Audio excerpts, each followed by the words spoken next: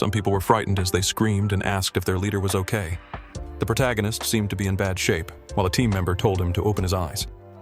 After hearing that, he woke up with a pained expression, asking what had happened to the subjugation. One of the men, with tears streaming down his face, said the subjugation had been a success and that they had managed to defeat the final boss. Our hero smiled and said they really had accomplished it, thinking that this creature was far superior to all others. It took 3 years to capture it, with hundreds of people losing their lives along the way. The protagonist's companion said he shouldn't close his eyes, while the girl mentioned that the medical team was already arriving. Our MC wondered if his friends thought he was a fool, saying that half of his body was already completely gone. He then looked at the crying girl and told her to gather the rest of their team, and after that, everyone could finally move on after everything that had happened. Heading to another world, he said he could only apologize. At that moment, the protagonist, who had been the first hunter in Korea and the person who established the hunter system, met his end with the last boss that existed in the dungeons. Elsewhere, someone slapped a boy on the head. Several boys were trying to bully him, and a red-haired teenager asked if his classmate really hadn't bought them the snack. Surrounding the boy, they said his friend had to be joking. However, the one being bullied was our hero, and he thought those kids had made him their lackey in his previous life. The protagonist remembered falling, wondering if he had truly been eliminated since he couldn't move. A voice said that humanity could now belong to its race since Junwoo had been eliminated and no one was left to stop them. While falling, the MC told the voice to stop talking nonsense because there were still plenty of hunters to defeat the monsters. He continued by saying they had learned everything about those creatures and built various weapons to prepare for the final battle, and there would be even stronger hunters. The voice said the system he created wasn't bad, and that it would return in 40 years. Upon hearing that, our hero asked it to repeat what it had said. The voice stated that when it returned, it hoped humanity would truly have many resources to fight against its race. The MC replied that when that happened, the monster would be nothing more than a cockroach compared to humankind. In another place, he opened his eyes. The boy was somewhat confused and wondered if he was in a hospital. He said he had forgotten many things and couldn't remember something important, but he knew that just moments before, he had been fighting the final boss called Datina. Looking at himself in the mirror, our hero asked whose face that was. Taking the mirror in his hands, the protagonist wondered if he had turned back into a teenager, but said it was impossible because that face didn't resemble his at all. He said he would need to gather as much information as possible to figure out where he was. In another place, a man accompanied by a doctor said the boy had finally woken up.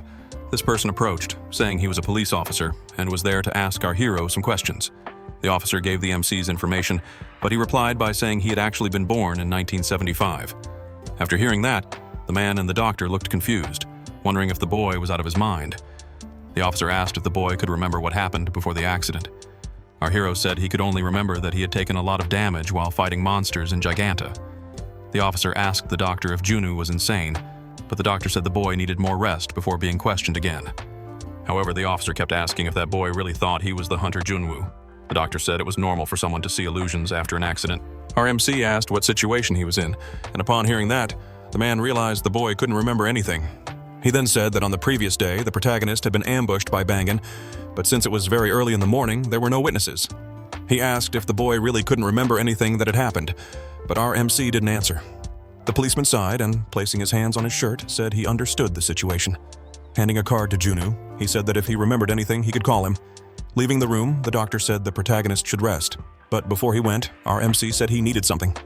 A bit confused, the doctor asked what the boy wanted, and the protagonist asked the man to tell him what year it was. Answering our hero's question, he said it was the year 2051. After hearing this, the MC was shocked. Trying to stand, the boy said that this could only be a lie. In the next moment, he opened the curtains of his room while thinking he must have been dreaming.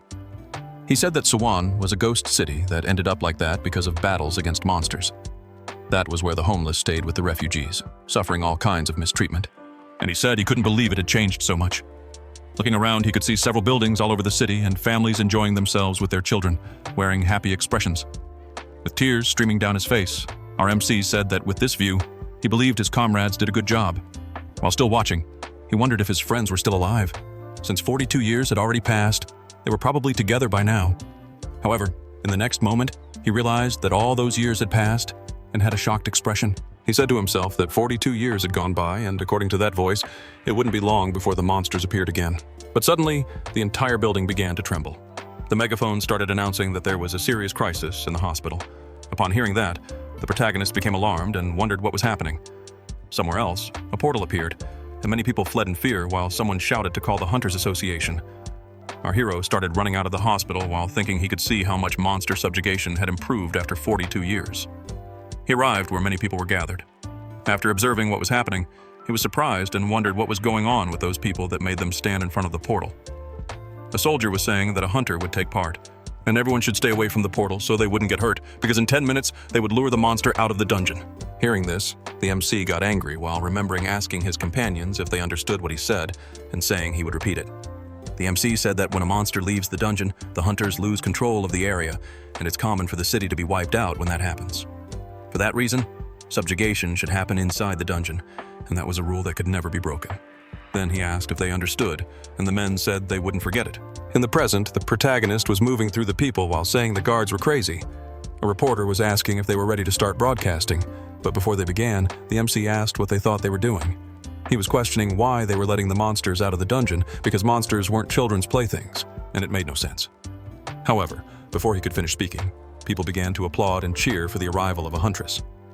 There were some guards in front of a car, and someone started getting out of it while everyone applauded. The woman's name was Go Yun, and after she arrived, the journalists started taking lots of pictures. Our hero was surprised and wondered if she was a modern-era hunter since she was very young.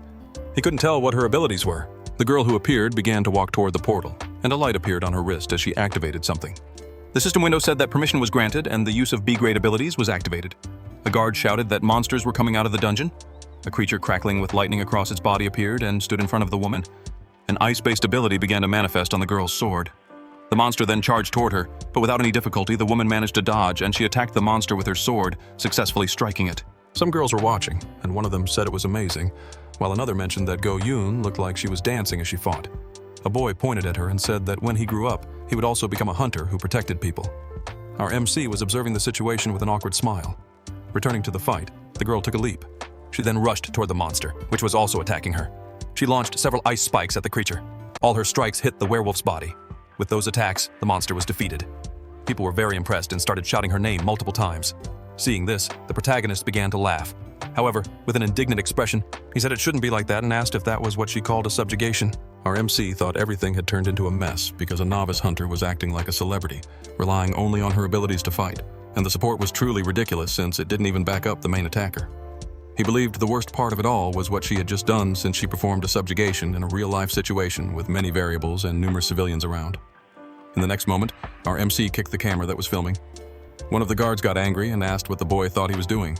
The protagonist questioned whether they were crazy to bring monsters out of the dungeon and fight them where there were civilians, because if a monster leaves the dungeon, it can adapt to that environment and go berserk.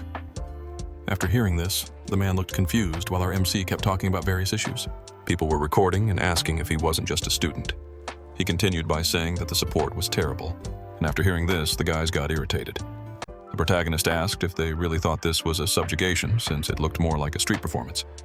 However, the girl asked if he was from the academy and said that what she had shown was everything they had learned in class. She then said our hero was very energetic, but shouldn't think everything was taught by the instructors because the battlefield was very different from the rumors he had heard. The MC asked if she really called that a battlefield. With a menacing look, he questioned how she dared say such things in front of him. After seeing the MC's gaze, the girl looked frightened, but before he could continue speaking, the guards surrounded him, saying he couldn't act that way. The MC didn't care and asked if her name was Go Yun. He said that if she continued with that skill level, she should be ashamed to call herself a hunter. However, the girl merely said to herself that it felt like school and it was difficult. After hearing that, the protagonist was a bit confused. Elsewhere, he sighed as he remembered the voice saying it would return in 42 years. Recalling that, he said that if things continued like this, everything would be over because the hunters were weaker than just any monster, and he needed to prepare for the calamity. But in the next moment, he said there was still a chance because his group might still be alive, and if he managed to contact them, he could do something. Yet, he wondered how he could find them, as he couldn't just ask around randomly. The boy said he still had a shot because the girl from earlier mentioned an academy for hunters, and that meant someone must have created that institute in the last 30 years, and only that person could have done it. Our hero remembered asking his friend if he really wanted to create a school, and his companion said that was exactly it, because if the war ended, he wanted to build an academy to look after the next generation. He also said Junu should choose the name, and upon hearing that, the protagonist asked if he really should do it. With a calm expression, he said the academy could be called Korea Hunter College. The man replied that the name was too simple and wouldn't attract any attention. In the present, our MC was in front of a school while wondering if his companion had really given it that name. He said that the school was quite large. Someone asked what the protagonist was doing there and questioned whether he was a student since they had never seen him at that school. Our MC said it was none of that, and that he was only looking for someone. After hearing this, the old man said that if the boy came looking for Ian, he should leave, and the protagonist said that wasn't the case either. Then he asked if the guard knew someone named Baek Woik, and upon hearing that, the man became confused.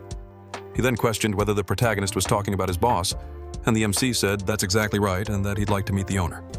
The old man said that someone who wasn't a student couldn't see the director and asked whether the boy was a special admission student. The protagonist got confused after hearing this. Our MC thought he didn't know what that meant but said he really was a special student, and the guard said that if that was the case, he should follow him. The protagonist wondered why the guard looked at him as if he felt sorry for him. The two entered the building, and after a few minutes, our hero was startled by something. The reason was that there was a portrait of his old body inside the room, and seeing it, the boy asked why it was there. The guard said the protagonist should stop yelling in the school, and upon hearing this, the MC apologized. However, he blushed as he wondered why his friend put a giant portrait of him at the entrance.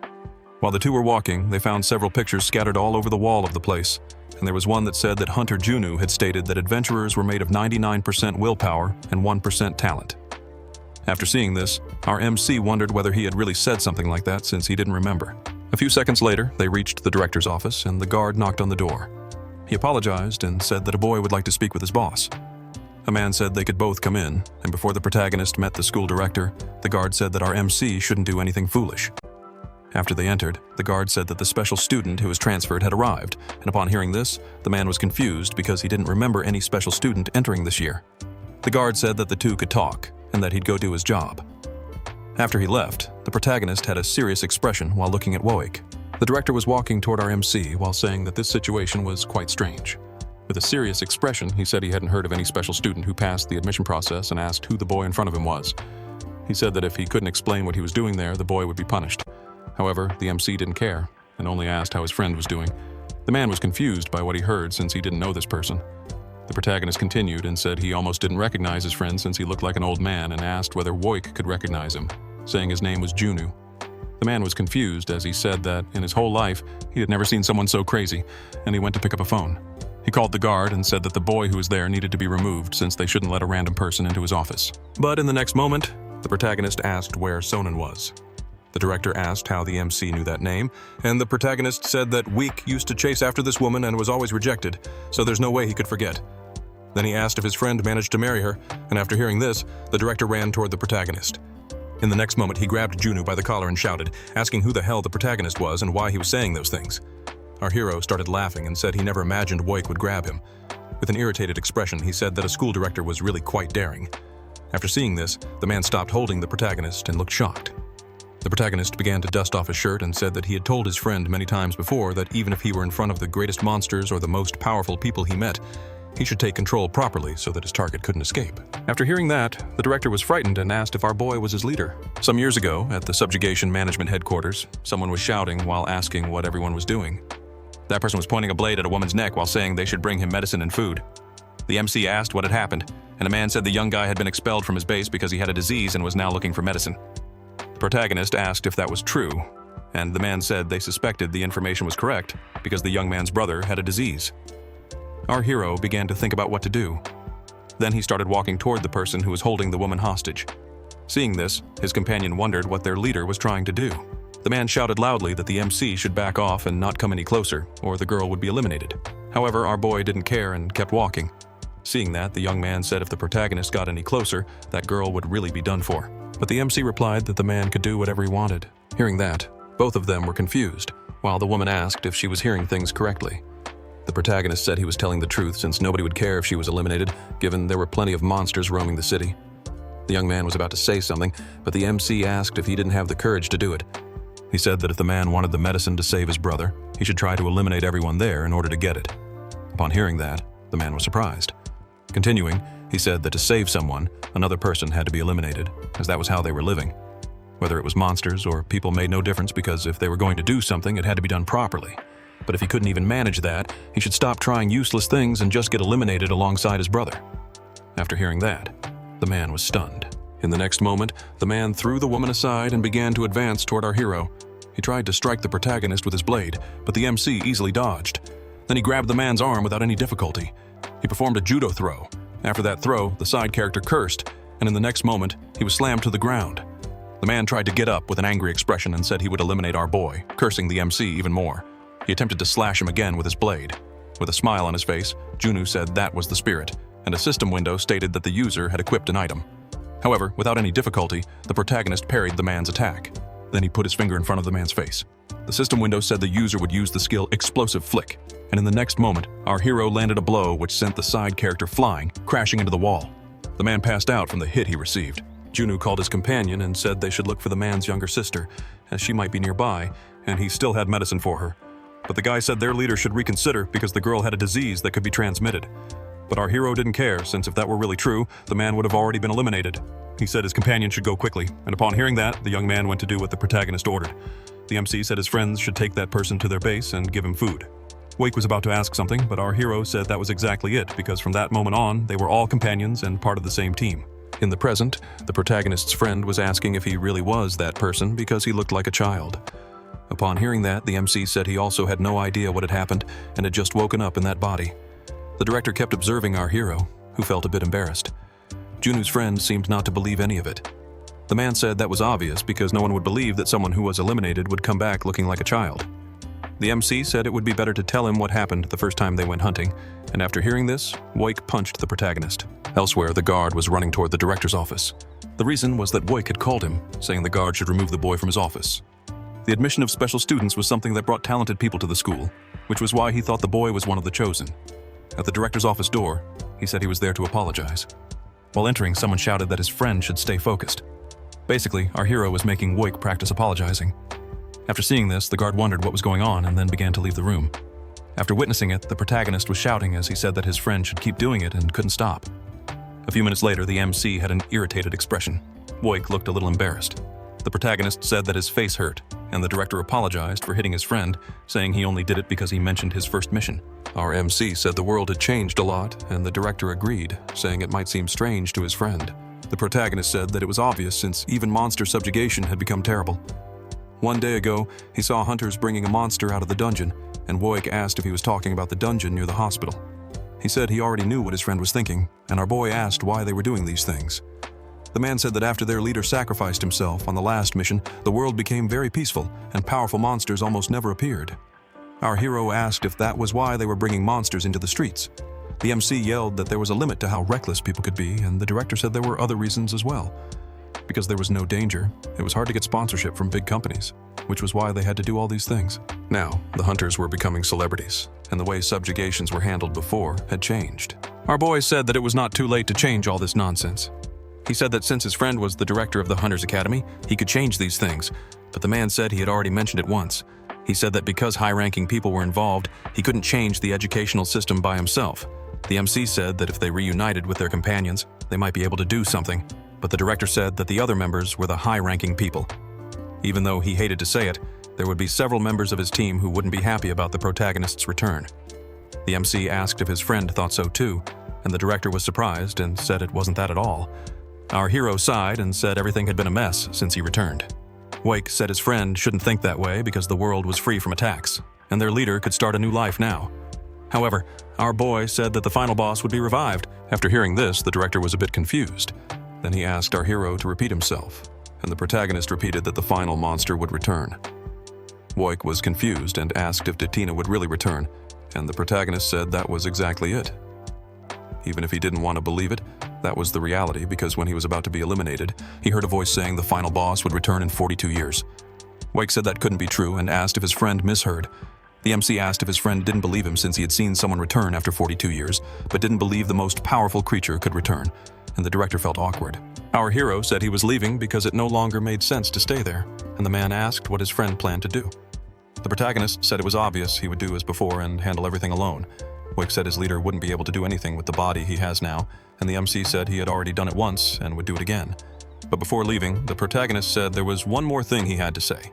Then he asked where his sword was, since it would be complicated to do everything alone without it. Wake said it was in storage, and because it was a valuable item, it couldn't be taken out. The MC asked if he couldn't get his items. The director said that the person in charge there was Seok-do, and the protagonist was glad that his companion got that position. That was perfect because he always obeyed his orders and was very loyal.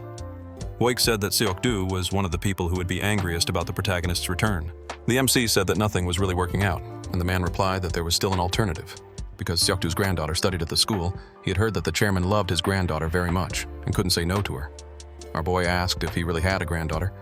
Then he asked if he should really get close to her to solve these problems, and the man said it would be easier that way. Our hero said it would be better to do that and asked for her name. The director said the girl's name was Go-yoon, and that the MC probably met her in the collapsed dungeon near the hospital. Upon hearing this, Junwoo said it could only be a joke. He asked if the girl really was Seok-do's granddaughter, and the man replied that was exactly the case, asking if there was any problem. The MC said he was very angry after seeing the subjugation on a street and ended up fighting with her. Upon hearing that, the director was surprised. Woik asked if his friend hadn't hurt anyone, and the MC said he obviously wouldn't do that. He had just said a few things because he was angry and then left. He then thought about what he said and how she defeated the monster, and he shouted that he had no idea what to do at this moment. Our hero placed his hands in front of Woik. Seeing that, Woik was confused and wondered what his friend was planning to do. He asked if Junwoo needed something, and our hero said he wanted the academy enrollment form. Hearing this, the man was very surprised and asked if that was really true. The protagonist told his friend to just give it to him because his weapon was in someone else's hands, and to get it back, he would approach Seok-do's granddaughter. Woik said that wasn't the problem because the MC was too old. Upon hearing that, the protagonist asked what he meant by that. The man asked if the protagonist really intended to enroll at his age, and hearing that, the protagonist was shocked. The director said a lot of things to our hero, and upon hearing them, our boy got irritated. He said he wasn't there to make friends and only wanted to recover his weapon. Upon hearing this, Woik sighed. He said their leader was still the same, so the protagonist said that was obvious, and that was why he was eliminated before everyone else. In the next moment, the director handed the admission card to our hero. He said the MC shouldn't be too hard on the kids, and the MC said he wouldn't because he wasn't that kind of person. Woik said our hero shouldn't hurt them because they were young, and the protagonist said he would decide that in the moment. The man said he wasn't joking because those kids were very weak, and the MC yelled that he already got it. The next day, inside the academy, someone was looking for their classroom. That person was the protagonist, and he was thinking that now that he was joining a class, he felt nervous. He told himself that he shouldn't draw too much attention while searching for Go-yoon. However, someone asked the protagonist what he was doing standing in front of the classroom. That person was a girl, and she said that if he was not going to enter, he should move away from the door because he was in the way. The MC apologized and said he was already going in, but for some unknown reason, the girl moved closer to the protagonist's face, and seeing that, he felt awkward. She asked if by any chance our boy was the dog from yesterday. Hearing that, the protagonist was confused. Entering the room, she said she didn't expect the transfer student to be someone like him, but it didn't matter much because it had nothing to do with her. Though the MC asked why she was calling him a dog, she didn't answer, and the protagonist was even more confused because she said that and then left. He thought that kids nowadays were really more complicated to deal with. After entering the classroom, he felt many eyes on him. That was because all the students were looking at our big guy. A group of boys was talking among themselves, wondering if the person who entered the room wasn't the dog from the day before. Even some girls were saying the same thing about the protagonist. Realizing this, the MC asked himself what was going on because it was his first day of school, yet everyone was staring at him. But he thought it would be better to ignore all of it and told himself he thought the academy would be different because nobody had his item. Our hero was looking for a place to sit, but he was surprised by something. The reason was that there was a bouquet of flowers on his desk with a message from Woik, congratulating the MC. Seeing this, he felt a bit confused and wondered if they really gave these out when students arrived. Sitting down, he said it was just a waste of money. In the next moment, he was slightly startled because someone was making a lot of noise. The reason was that someone was shouting while criticizing their teacher. This person was a boy who was complaining that his teacher forced him to go to school. After this person arrived in the classroom, all the students became afraid. Our hero was thinking that kids really hadn't changed and continued to act like they were the best. After noticing that the hero was there, the boy was surprised. Then he smiled, thinking a new friend had arrived. He began to approach while saying he couldn't believe the protagonist was in his class because the dog from the previous day had shown up in his room. He didn't expect the MC to be there since he had messed with Go-yoon and spoken poorly of hunters. Our hero was surprised and asked how the boy knew these things. He said that the MC's video was everywhere, and the protagonist thought he didn't know anything about that. Giving a slap to the protagonist, the boy said he couldn't believe that even after saying those things, he managed to get into the academy. He said the MC was crazy because he was only an E rank and had caused trouble with Yoon, but the protagonist was starting to get annoyed. The boy put his hand in front of our hero and said it was a pleasure to meet him, saying his name was Juok, and probably our boy already knew him. The protagonist had an irritated expression as he remembered Woik saying his friend should endure the insult. Then, in the next moment, our boy also extended his hand and said his own name. After hearing this, Juok started laughing while saying that the MC's parents must have been fools for giving him the name of a famous hunter. Our MC was laughing on the outside, but he was telling himself he had to hold back and not hit that kid. The boy asked what it was like to see Go Yoon up close. Then he said her figure was amazing and her face was decent for a girl her age. He started laughing again, saying that even though she was a director's granddaughter, she couldn't be that arrogant. And if it weren't for those problems and she didn't have such a determined look, she'd be his type. However, someone said that Juok shouldn't go too far. Upon hearing this, both the protagonist and the boy were surprised. This person was the girl from before, and the boy asked why she was talking about those things again. The girl said that Juok should look in the mirror before commenting on someone else's appearance. After hearing this, he asked if she had lost her mind because previously he let it slide, but now she'd gone too far. But the girl said that the two of them were in Class E, so they were trash. However, the boy said he was not on the same level as her since he used to be in Class B, and she said it didn't matter because he didn't know how to use his own abilities. For him to still be in school, his father's connections must be incredible because if not for that, he would have already been expelled. After hearing this, Juok became angry. Then he moved toward the girl to hit her. Noticing this, she closed her eyes in fear. But for some reason, the boy was very surprised. The reason was that he was on the floor. After seeing this, all the students were shocked and wondered how our hero had the courage to do that. Juok asked if Junu was crazy for doing it. However, our big guy had an indifferent expression as he looked at the boy. Juok asked if the protagonist really did that, and our hero said that if the boy wanted, he could do it again. But Juok just got up and asked if the MC really wanted trouble on his first day of school. Then he shouted that he would have to teach our hero a lesson so he would understand his place in the school's hierarchy. However, our protagonist didn't care and just laughed at the boy. With an irritated expression, the MC asked if the boy had ever been in a critical situation to be talking like that.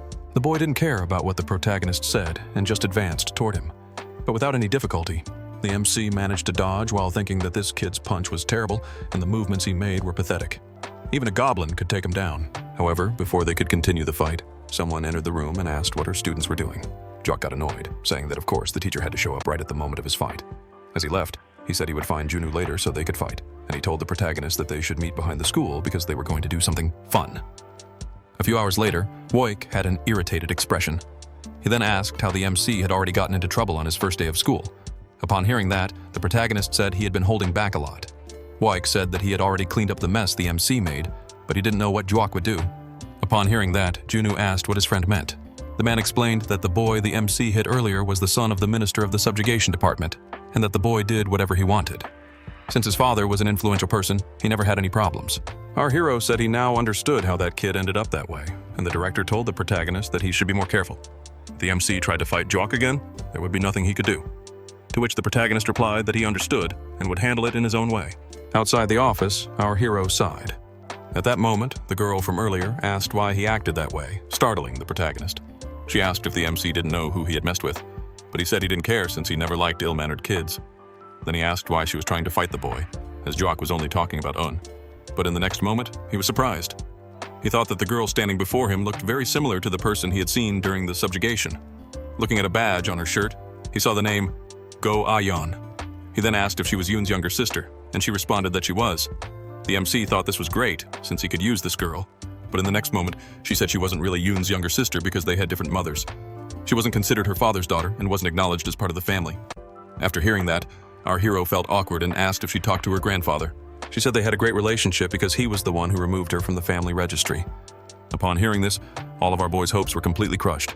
The girl apologized, saying that since she wasn't part of their family, the MC wouldn't get any compensation for helping her. Since he was a new student, he should find someone to rely on instead of being alone at the academy.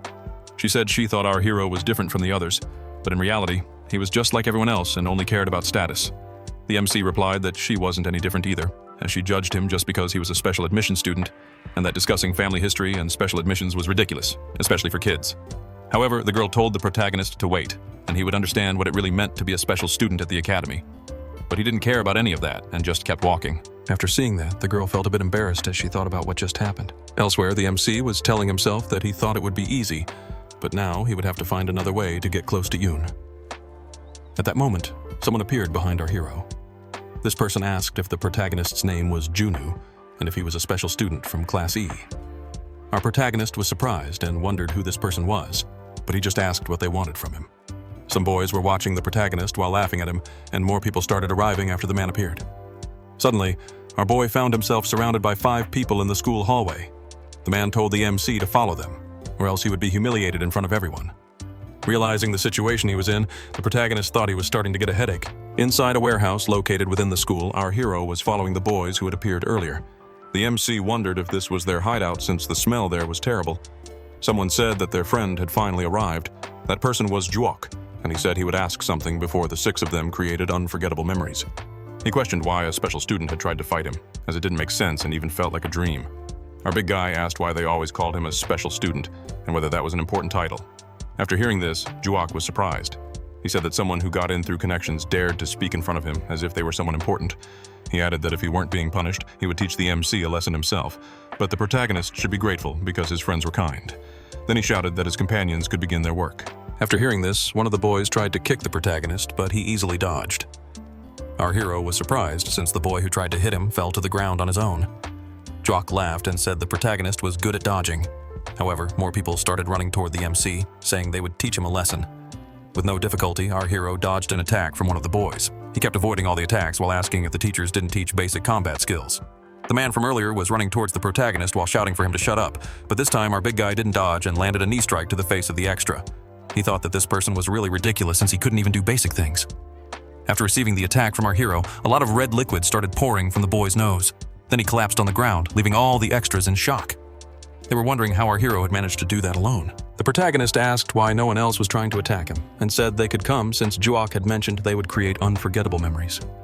After hearing this, the boy became very irritated, cursing our Junu. With an excited expression, our hero said that if they were going to do something, they should do it properly. Elsewhere, Go Ah-yeon was walking through the school corridors while bad-mouthing our big guy. She remembered that the MC had said the things she spoke were ridiculous. She said that the protagonist talked all that, but he didn't know anything about what was happening. Then she noticed a girl saying that Juok's group had taken Junu somewhere. Other people were saying that his school life was completely over, and that he was the special student who set the record for being abandoned the fastest. Someone asked if the teachers had been informed, and another person replied that no one wanted to get dragged into this mess. Go Ah-yeon said that the protagonist deserved to go through this since he acted as if he was better than everyone else. However, she suddenly recalled everything he had said about her. The next moment, she stopped walking. Then she started running somewhere. Inside the warehouse, our hero was looking at the three boys who had brought him there. Juok asked if his friends were playing around as they only needed to charge forward and hit the MC. However, the boys were afraid since he had defeated the strongest among them with a single strike. Our hero said that his classmates were scared for no reason since he hadn't done anything special, and our big guy commented that their mentality and skills were similar to a child's.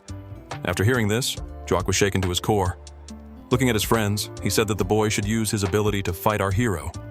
One of them said that if they used their techniques, they would get caught and be expelled from the academy, but Juok said they just had to make sure they weren't caught. After hearing this, the boys started preparing to attack again, and they had bracelets on their wrists. The protagonist thought that they were using the same item as Go-yoon, and that carrying swords was probably more difficult. However, the boys didn't have the courage to attack our big guy and remained still. After seeing this, Juok jumped from where he was. He called his companions cowards and, showing a bracelet, activated something that granted him permission to use his abilities. One of the boys said that if his friend got caught using that, he would be punished, but Juok told him to shut up. Removing an item, the system stated that the user's skill rank was D, and that he could use his abilities from that moment on. Our hero watched the scene with an expressionless look. The window displayed that a spear had been given to the owner. Juok declared that he would make our hero beg for forgiveness and see how long he would last. The protagonist called the boy a child and asked if he even knew how to use abilities. A bystander asked if the protagonist was an idiot since he was already using a weapon. Grabbing a broom, the MC asked if Juok really thought summoning an item was an ability, and he said that the bystander was truly someone who knew nothing. In the next moment, our big guy pointed his broom in Juok's direction. With an angry expression, he asked how that kid dared to use an ability on another person outside a dungeon. In the academy's office, someone was telling their colleague that they heard one of her students who enrolled today had already gotten into trouble. He said the student was bold since he had tried to fight Juok, who was from Class B, and that it was strange for a special student to be placed in Class E, since that meant he had no talent as a hunter. But upon hearing this, the woman said that wasn't true. After hearing that, the man was confused, and she told him he was mistaken. The reason he was in that class was because he didn't take the aptitude test. Upon hearing this, man was even more puzzled because those who skipped that test usually had a combat level so high that it couldn't be measured. He asked if he was really excluded from the evaluation. Up to that point, the only student to have received that classification was Go-yoon, and he asked if the two were on the same level. The man said that someone with such talent wouldn't be sent to the lowest class. but the woman explained that the director had ordered the MC to be placed in Class E so he wouldn't stand out. He said that's strange because hunters usually want to stand out, but the woman said she didn't know the details. Before she could continue speaking, someone suddenly yelled out her name. The person calling her was Go Aeon, and the woman asked what happened. Our heroine said that the MC was in trouble. Back to our battle, the protagonist's broom and Jwok's spear were clashing against each other. The boy had an irritated expression because he was only managing to keep up with the protagonist. Our hero was effortlessly defending himself from all of Jwok's attacks using only his broom. The bystander was wondering what was going on since by using his spear, he should be able to face someone of that level, yet the protagonist was defending against all his attacks, and the broom hadn't broken. Frustrated, he shouted, demanding to know why he wasn't winning against an E rank. Then he tried to strike our hero again, who still had an indifferent expression on his face. Jwok kept cursing at the protagonist while trying to land a hit. However, Junu stated that a weapon skill wasn't something to be used carelessly. The bystander told the protagonist to shut up, saying he was just a special admission student. The MC explained that the characteristics of an ability were defined by the weapon's core. Effortlessly dodging the attacks, he asked what kind of core Jwok thought his weapon had. Upon hearing that, Jwok angrily told our hero to go to hell. The spear's core was a gift from his father, and that was how he got accepted into the academy. After graduation, it was almost guaranteed that he would become a hunter, and if he performed well, he could even join the student council. But now, he was struggling against a special student who was ranked E. Our hero landed a hit on the bystander's hand with his broom. The system announced that the user had lost his weapon and must retrieve it immediately, leaving the boy confused. The reason for this confusion was that the protagonist was now holding Jwok's spear. He told the kid in front of him to pay close attention to learn how a real hunter wields a weapon. But suddenly, everything inside the building went dark. The boys were confused and wondered what was happening, and one of them said it felt like it had turned into nighttime. However, things slowly returned to normal, becoming bright again. One of the bystanders told his friend to look beneath his feet. Then all of them were shocked as they saw their own shadows emerging from their bodies. The man who had just taken a hit from our hero stood there completely bewildered, thinking that something had been taken from him and searching for the shadows, since they had all disappeared. Our hero was surrounded by a dark aura. With a frightened expression on his face, the extra was thinking that this had to be a lie. He was wondering if it was the same core from his weapon that he had used, as the reason for this was that our big guy was laughing wickedly, while a large amount of corrupted aura flowed from his body. The extra was trying to back away from the protagonist and escape, but he had already completely soiled himself in the situation. As our hero pointed the spear at his neck, Jwok begged to be spared.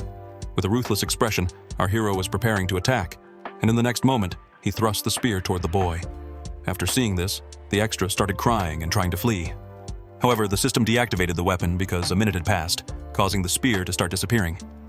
Junu said that this was probably enough. While Jwok was unconscious, our big guy started kicking the boy's body to try and wake him up, and he told the extra to wake up already. Seeing this, the boy began to open his eyes, but the moment he saw the MC, he screamed in fear. The protagonist said that he hadn't done anything, so the boy should get up. The extra was trying to stand while looking at the protagonist in fear. Our hero called Jwok a child, and with a peculiar expression, he said that the boy should answer his question. The MC said that weapons and abilities existed to capture monsters and asked if using them outside the dungeon wouldn't be dangerous, but Jwok remained silent and didn't answer. However, our big guy said that he wanted a response, and in the next moment, the extra said that he agreed and admitted it was very dangerous.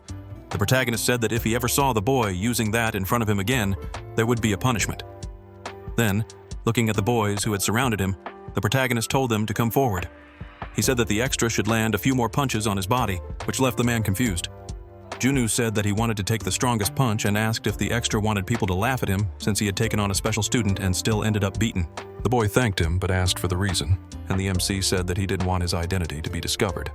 The extra asked if he could really do that, and Junu said that it had to be the strongest punch, and if it didn't hurt, everyone there would get beaten. After hearing this, the man prepared to land an attack on our hero, and the moment he punched the protagonist's face, the teachers entered the warehouse. Seeing what had happened, the woman said that there was red liquid from the MC spilled on the ground. Yuban said that what they had done had crossed the line since the boy had been transferred that same day, but the extra said that the red liquid on the floor was his. The teacher said that the student should go to the teacher's office. The woman told Go Ayon to take our big guy to the infirmary, and the girl said she would do it. A few minutes later, the protagonist was walking while saying that the body was much weaker than he had imagined. Our hero looked at the girl and asked what she was doing since he was supposed to go to the infirmary, but she didn't say anything and just remained silent. Then the MC said that she didn't need to worry because he would handle it himself. Ayan asked who the protagonist really was. He replied that he was just a normal student and got what he deserved. The girl said that he should stop pretending since she had seen everything. A few minutes earlier, the teacher had told her student to go check behind the academy, and when she was looking for our hero alone, she heard several people speaking loudly, so she went to check what it was. She had been scared because she saw what our big guy had done to the extras. Ayan asked why the MC was in Class E when he could be in the highest one, but the protagonist said that it had nothing to do with her since he didn't want anyone's attention. She should forget everything that had happened. Ayan said that the MC was right, and that she was exactly like him. Hearing this, the protagonist was confused. She said that she had judged our hero just because he was a special student, and had even despised him. Then the girl apologized, and our hero said it was fine. He just wanted to go to the infirmary, but Ayan said she didn't want to bring it up yet. She asked our hero to help her because she wanted to join the student council. Hearing this, the protagonist was surprised and asked her to repeat it. Ayan said that to get into the council, she would need a sponsor, and the MC asked if they would be taking advantage of that person. The girl said that was exactly the case, and that's why no one wanted to be her sponsor. Just as she was about to ask the protagonist for help, he refused, saying he was too busy. Ayan said she wouldn't ask for help for free, and if there was something he wanted, she could do it. But he said that what he wanted, she wouldn't be able to do. She kept offering many things to the protagonist, and he rejected all of them. But then she said she could introduce him to Yoon. Upon hearing this, the MC asked if that was true. Our hero asked how that would be possible considering she had been expelled from her home, but the girl said that was not it. She then made a funny expression while thinking about what to say. With a smile, Ayan said that since her sister was a member of the student council, they would be able to talk if she managed to get in. The MC reacted strangely and told the girl to forget about it since he would handle it on his own. However, at that very moment, he started feeling dizzy all over his body, collapsing to the ground. The girl asked what was wrong with him, and the protagonist said that he had been asking for a long time to be taken to the infirmary. Elsewhere, an emergency meeting was taking place at the Hunter Academy. A teacher said that this was the second time Juok had used his ability, and another person commented that this was grounds for expulsion. Yubin agreed, saying that this time they couldn't just let it slide. The previous teacher nodded, saying he had witnessed it with his own eyes. A man asked what the academy director's opinion was on this matter. Wake looked at the teacher who brought Ayan. He asked if it was true that Juok and his friends had beaten up the MC, and she confirmed, saying she saw it. He asked again if she really saw the protagonist being attacked, and she gave the same answer. Our favorite director started laughing and thanked the protagonist for getting beaten up, leaving the teacher confused. However, he stated that using abilities was prohibited, and since it had happened before, there would be consequences. The director announced that according to the rules, Juok should be expelled, but someone interrupted. They asked to say something important, and Woik allowed it. The person who spoke seemed shameless and argued that expulsion was too severe a punishment for the situation. Woik asked why, and the shameless man replied that it was normal for a teenager to act this way. My favorite teacher yelled that this was much, much more than just a mistake. It could have led to a serious accident. But the scumbag said that Juok was talented and would become a pillar of the academy, then asked if she would be fine knowing she destroyed his potential over a small mistake, making Yubin sad. The man admitted that Juok was at fault and made a serious mistake. Continuing, he said that expelling him was too harsh, and that a 1-week suspension would be enough for the boy to learn from his mistakes. Woik said he understood what Junman meant and that they would decide Juok's punishment later. Then he declared that they had discussed enough and would now end the meeting. All the teachers started leaving the room of the second biggest goat of the story, and the shameless man smirked while looking at his phone. In the next moment, he was making a call. The person on the other end was the minister and Juok's father. Junman told him that the punishment would be just a suspension, and that currently, the boy had the best chance of getting into the student council. With a sinister tone, he said he would teach the MC a lesson, and with the end-of-month evaluation coming up, he would have no trouble doing it. The protagonist thought that it had already been 3 days since he started school, yet he still hadn't seen Yoon. He thought that the class he was in was full of trash with no talent to become hunters, and the lessons hadn't taught anything important. Either way, there was nothing for him to stand out in at the moment, but before he could finish his thoughts, someone smacked him on the head. Now we were at the scene we saw at the beginning of the story, where they were bullying the protagonist. They said the same things as before, and these people were the same ones who had been beaten in the warehouse. Our big guy thought that to others, he was just someone who had become their errand boy, but the real reality was completely different. The student who had punched the protagonist said that the MC was hopeless and should follow him to learn a lesson.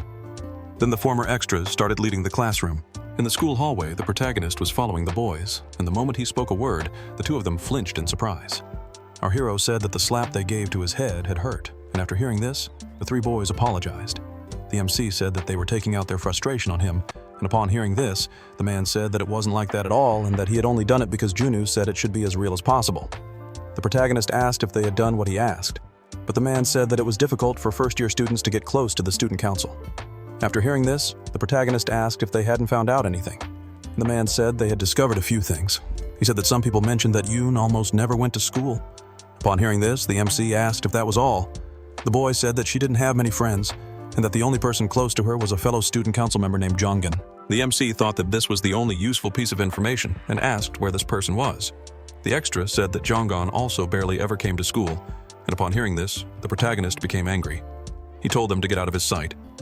After hearing this, the boys apologized and promised to bring useful information next time. The protagonist was starting to get a headache and someone was behind him. That person was Ayan, and she said that this wouldn't work. After seeing the girl, he asked if she was following him. The girl said that Jongin was an official member of the student council, which meant he wasn't easy to meet. The MC asked why it was so hard to find these people when the student council wasn't a big deal. However, she said that it was very important because only the best students were in it, and the protagonist said they were just kids, and that everyone there was a student. Ayan explained that if someone became a member of the council, they would automatically become a hunter and could participate in real missions.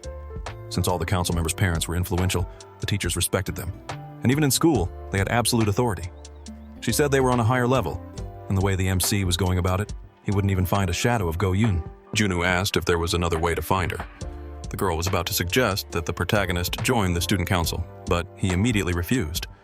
Upon hearing this, the girl was confused and asked why he kept refusing.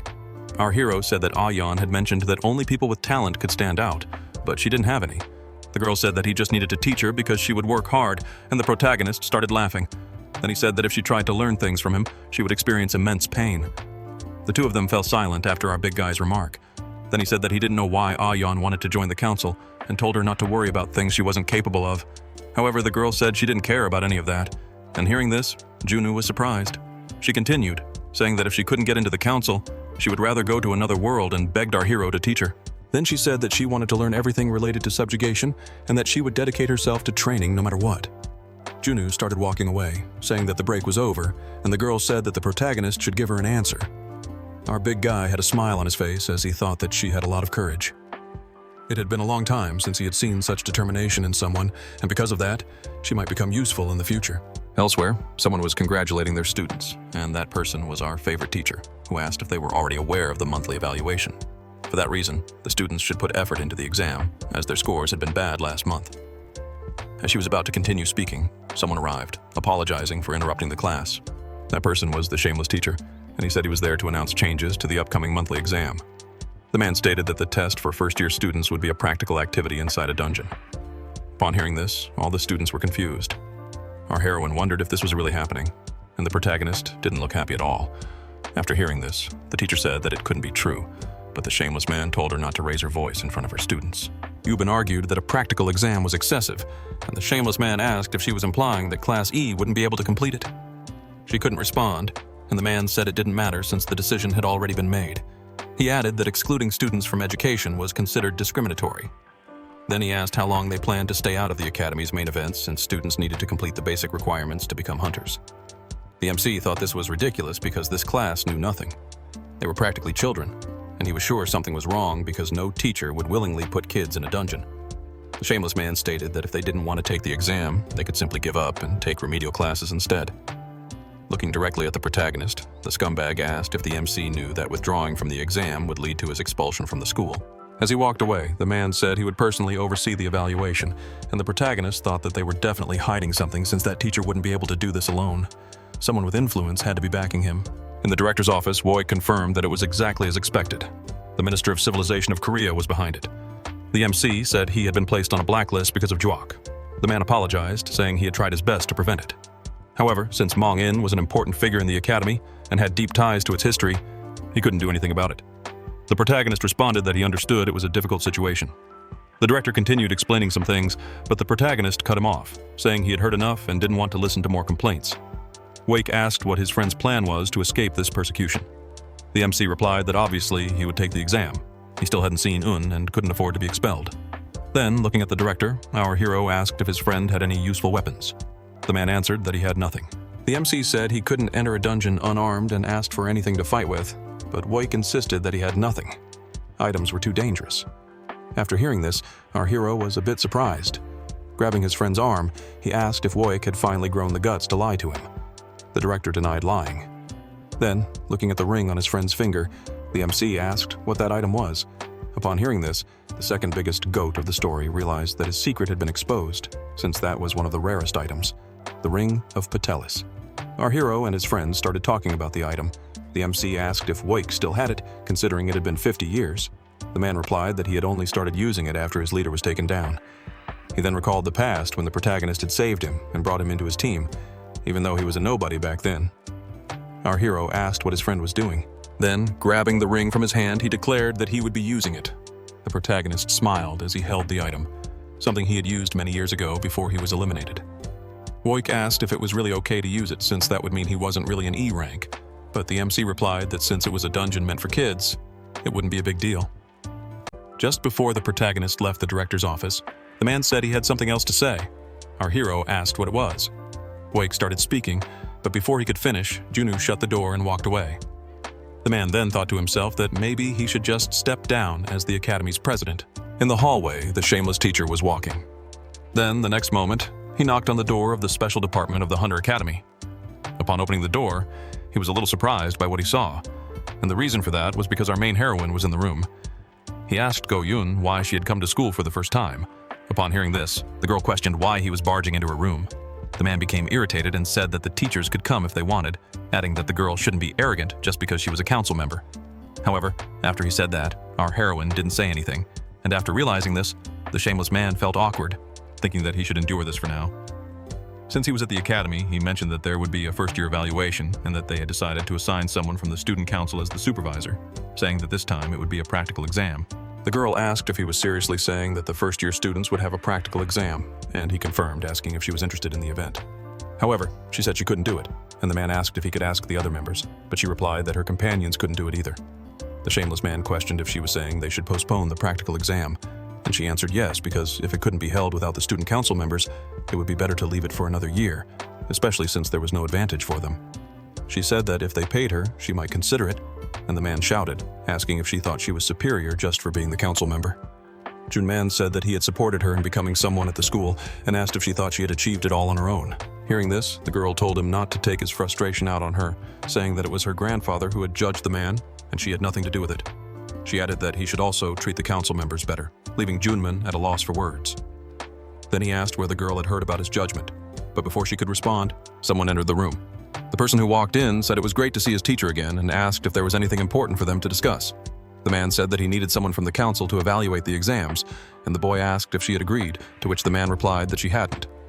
The student said that if she couldn't do it, he would since he didn't have anything important going on. Junman asked if he could really help.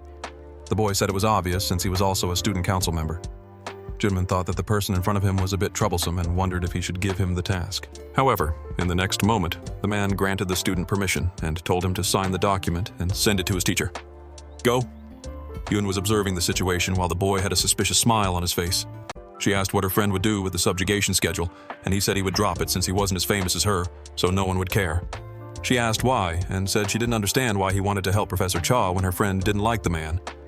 The boy said he was taking this job to keep an eye on the professor because he didn't want the past accident to happen again, and he wanted to know the test results since he had heard that the boy from the hospital scene had entered the school as a special student in the first year. She was confused and thought that the MC seemed to know a lot about subjugations, telling herself that she thought he was already a student.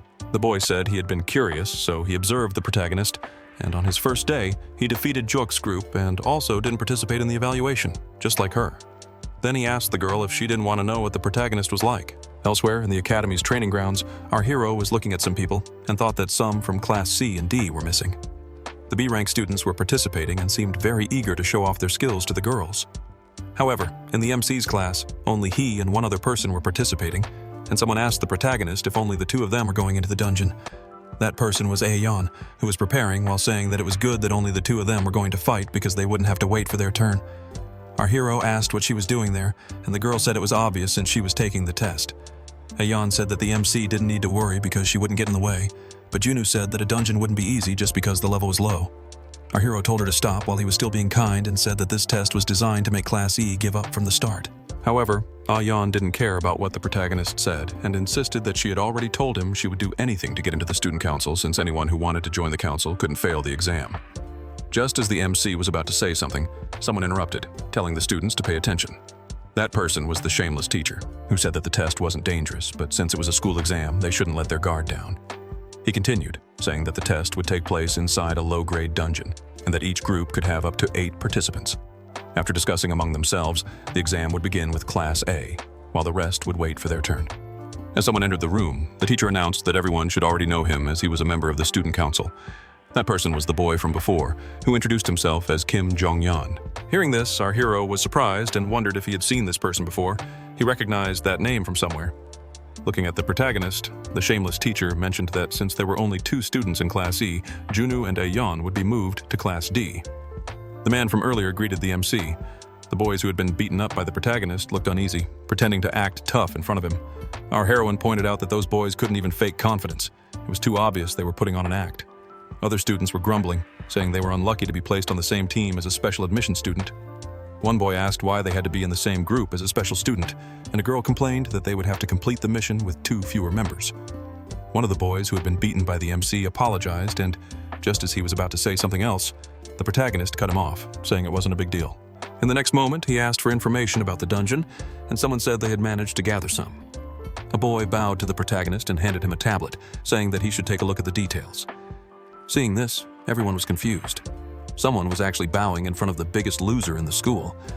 Then, the next moment, the same boy scoffed, saying that our hero was useless since he couldn't gather any information himself and had to rely on others. A few hours later, in front of a cave, Junmin asked if the last team was ready to enter. He stated that his freshmen should be able to discover routes and methods to complete the mission. The teacher explained that the test would end once the participants defeated the dungeon boss inside. With a peculiar smile, he asked if the students wanted to know anything else about the exam. Seeing this, the protagonist remained silent, carefully observing what the shameless man was doing. In the next moment, Jonggan announced that the final team could begin, and so the protagonist's team entered the dungeon.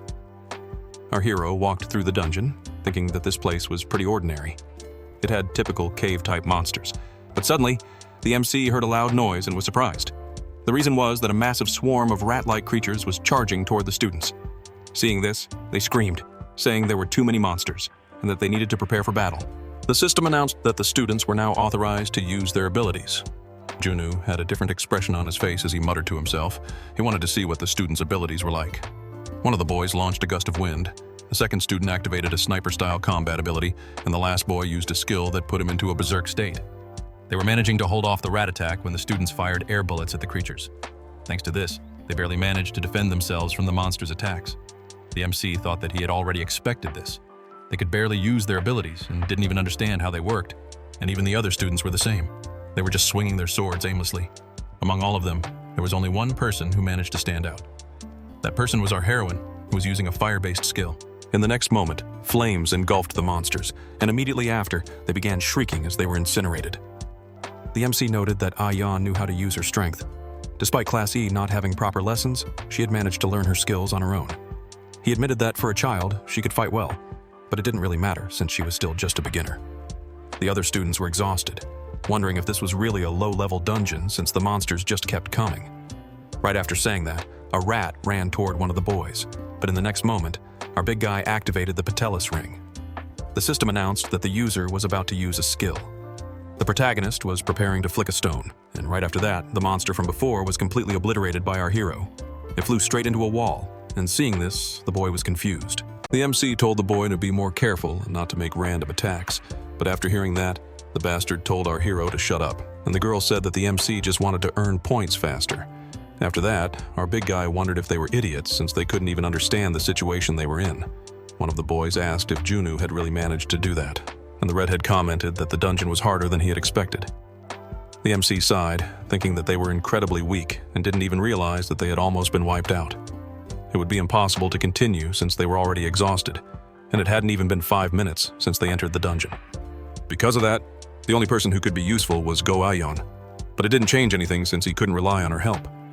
He wanted to leave everyone behind, but he couldn't, as there were people watching, and something felt off about the dungeon. Our hero looked at the shameless guy and asked if he didn't think the dungeon was strange since there were more monsters than there should be. They were only at the entrance of the dungeon. There could be something wrong, and it would be better to stop the hunt to assess the situation. Junmin asked if the MC was good for anything and told him to stop interrupting. As he walked away, he said that the MC was too arrogant and shouldn't overstep his bounds, as he was the supervisor and would be the one to decide what to do. The protagonist shouted that if they continued like this, there would be an accident, and as he was about to say more, the bastard interrupted Junu, telling the students to pay attention. He said that if any students retired and didn't want to continue the exam, they could leave. However, none of the students said anything and were awkwardly silent in response to the man's question. The other shameless ones also remained quiet. Junman said that if the protagonist was tired, he should quit alone and not drag the other students down with him, and if he caused more trouble, he would be disqualified from the exam immediately. But then, someone placed a hand on our big guy's shoulder and told him not to worry. That person was Zhongyan, and he said that if the dungeon became dangerous, he would step in. As he walked away from the protagonist, he said that even if he didn't seem strong, he was a member of the student council, so our hero shouldn't worry. Junu kept watching the boy as he left, thinking about what was happening. A few minutes later, the extras seemed happy as one of them said they had finally reached the boss room of the dungeon, but suddenly they stopped celebrating and fell silent. Noticing this, our hero sighed again, thinking that they were already scared before even seeing the dungeon boss. He walked toward the door, saying that he would open the boss room. Ayan said that they should open it together, and when the MC tried to say that he could do it alone, she didn't care and insisted that she would open it with him. She said that the protagonist was probably laughing inside, thinking that everyone was scared, and stated that she wasn't. Seeing this, our hero looked to the side, trying to play it off. In the next moment, the two of them opened the gates to the dungeon boss's room, but right after looking inside, the protagonist was shocked by what he saw. The reason was that there was a giant monster lying on the ground with red liquid oozing from its head. The creature had already been taken down, and there was a large amount of liquid spread across the floor. One of the boys asked if the monster on the ground was really the boss, and the woman was also surprised as everyone wondered if it had already gone to another world. Junman was also confused as he asked what had happened, and he said that the dungeon hadn't been explored by anyone yet. Our heroine looked at the MC and asked if he knew anything. Our hero said that there had been interference inside the dungeon, and after saying that, he shouted that everyone should retreat immediately. After hearing this, the students were surprised and, with fearful expressions, asked why they should run. Then the protagonist said that they needed to leave as quickly as possible because an interference had occurred in the dungeon. In the next moment, out of nowhere, a giant shadow covered Junu and our heroine, and when the MC saw it for the first time, he felt true terror. After all, the creature was dozens of times larger than our hero. The students were utterly terrified and started running as soon as they saw the monster's massive size. A dungeon interference occurs when a dungeon boss is eliminated by an even stronger monster that somehow enters the area. This was the rarest event that could happen in a low-grade dungeon, almost impossible. Our heroine had a terrified expression. Meanwhile, our hero was also shaking in his boots.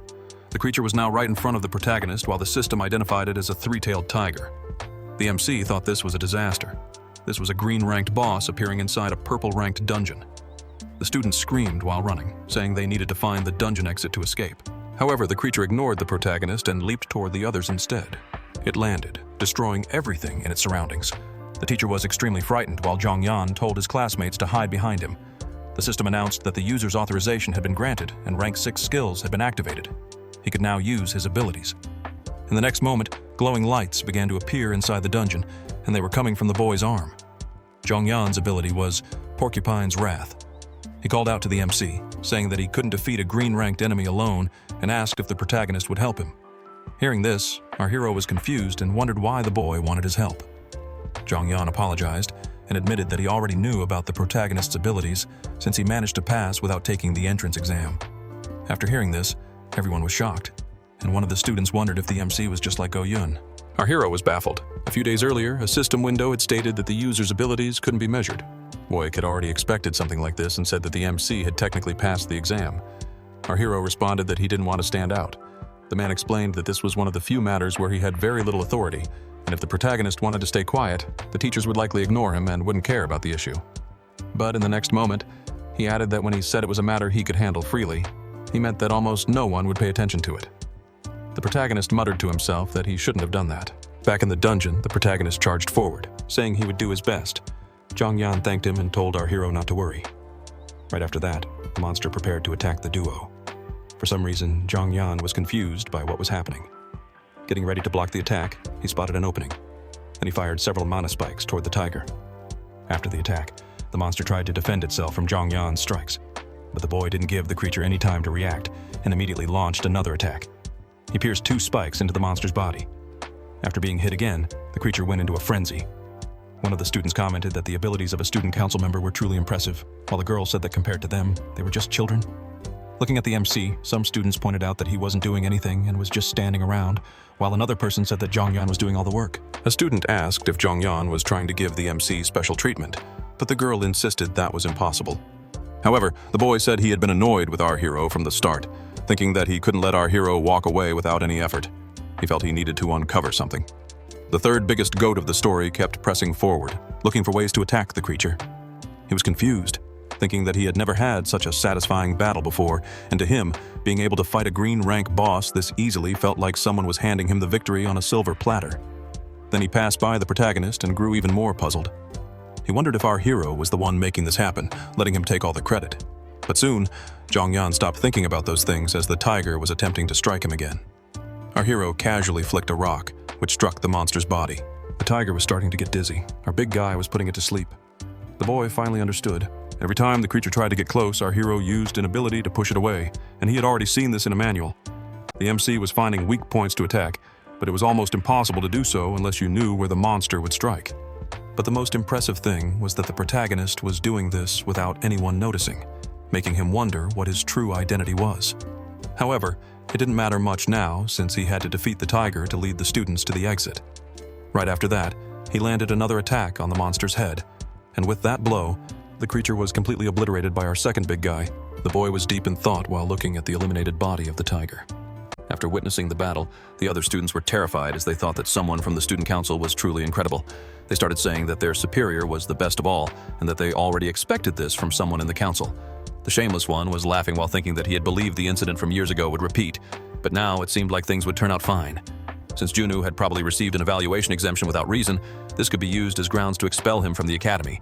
But the protagonist said that everyone should wait because the monster was still alive. It would be dangerous to stay there, so they all needed to leave.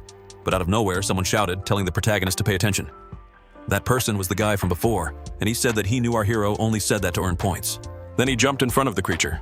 The bastard declared that he wouldn't let Junwoo take advantage of this and would land the final blow himself. Fortunately, in the next moment, the tiger opened its eyes and lunged at the extra, who I sincerely hope gets eliminated. The protagonist thought that this guy was truly an idiot for doing something like that, but to my sadness and that of the readers, the second greatest goat stepped in front of the extra, and right after that, his arm was severed from his body, making me question, was this really necessary, author? After that, the boy spat out a lot of red liquid.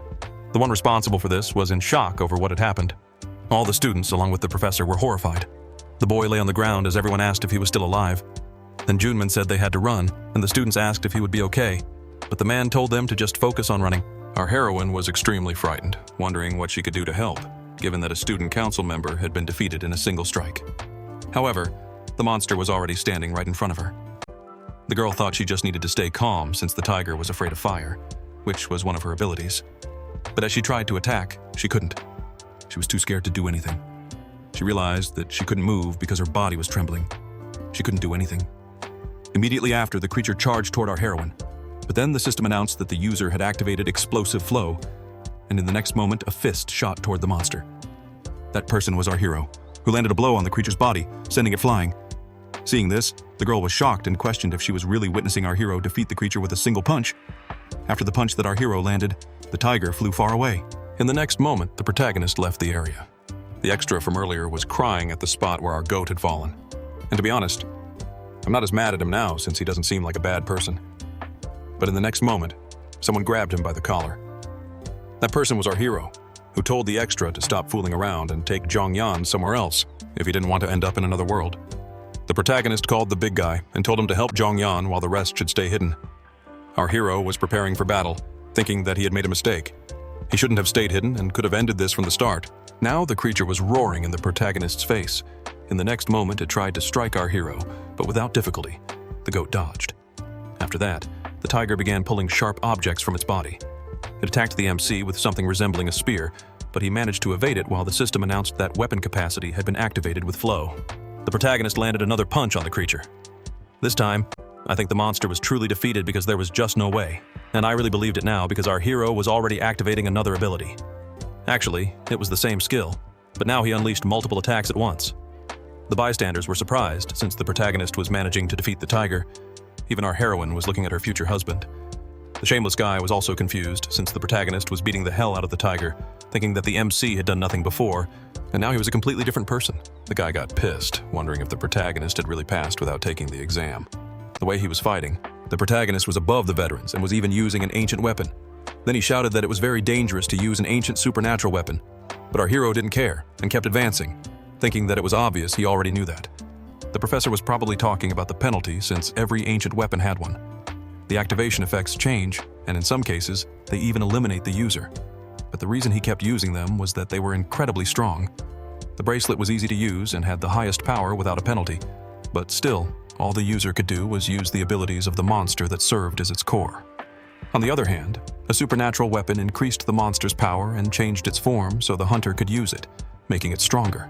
The MC was thinking that the new generation of hunters had grown weaker, and even if things were fine now, the monsters would only get stronger in the future. But in the next moment, the tiger appeared behind the protagonist out of nowhere, and our heroine said that her future husband should look behind him. The bastard tried to land an attack on our hero, but the goat dodged it without any difficulty. The system announced that the user had activated the flow attack, and upon seeing this, the creature became frightened. The protagonist was spinning in midair, and right after that, he was trying to land a punch on the tiger. The hit was so strong that the monster even closed one of its eyes after being struck by the explosive attack. The bystanders and our heroine were also affected by the attack.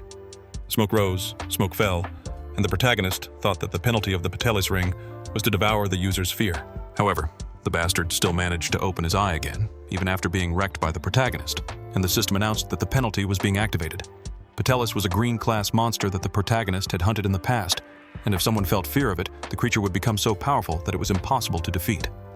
The ring was created from Patelis' core, and its penalty was that the first to feel fear would be eliminated, the rule being that the first to lose their will would take a trip through the sky. The MC was heading toward the students while asking if Jongyan was okay, and the big guy said he had managed to stop the red liquid from coming out. The MC thought that his companion was still breathing, and they needed to act fast since he had lost a lot of red liquid. The protagonist asked for the radio and said that there was probably a control center, so they should inform the higher-ups. The professor was pulling the item out of his pocket, and when he handed it to the protagonist, he didn't even think and just grabbed the radio. The protagonist turned on the radio and said they had cleared the dungeon and there were some casualties. Since there was an interference, the dungeon had changed from purple to green and the injured one had a severe wound. Then, out of nowhere, he spoke a code. Our hero said he was leaving the dungeon and that they should send a rescue team as soon as possible.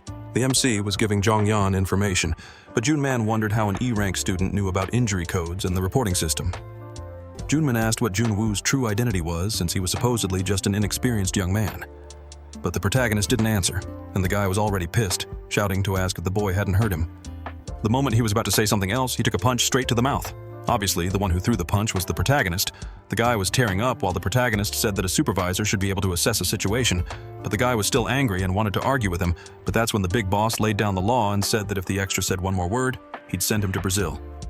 After that, the professor fell silent and said nothing else. A few minutes later, outside the dungeon, the students were leaving.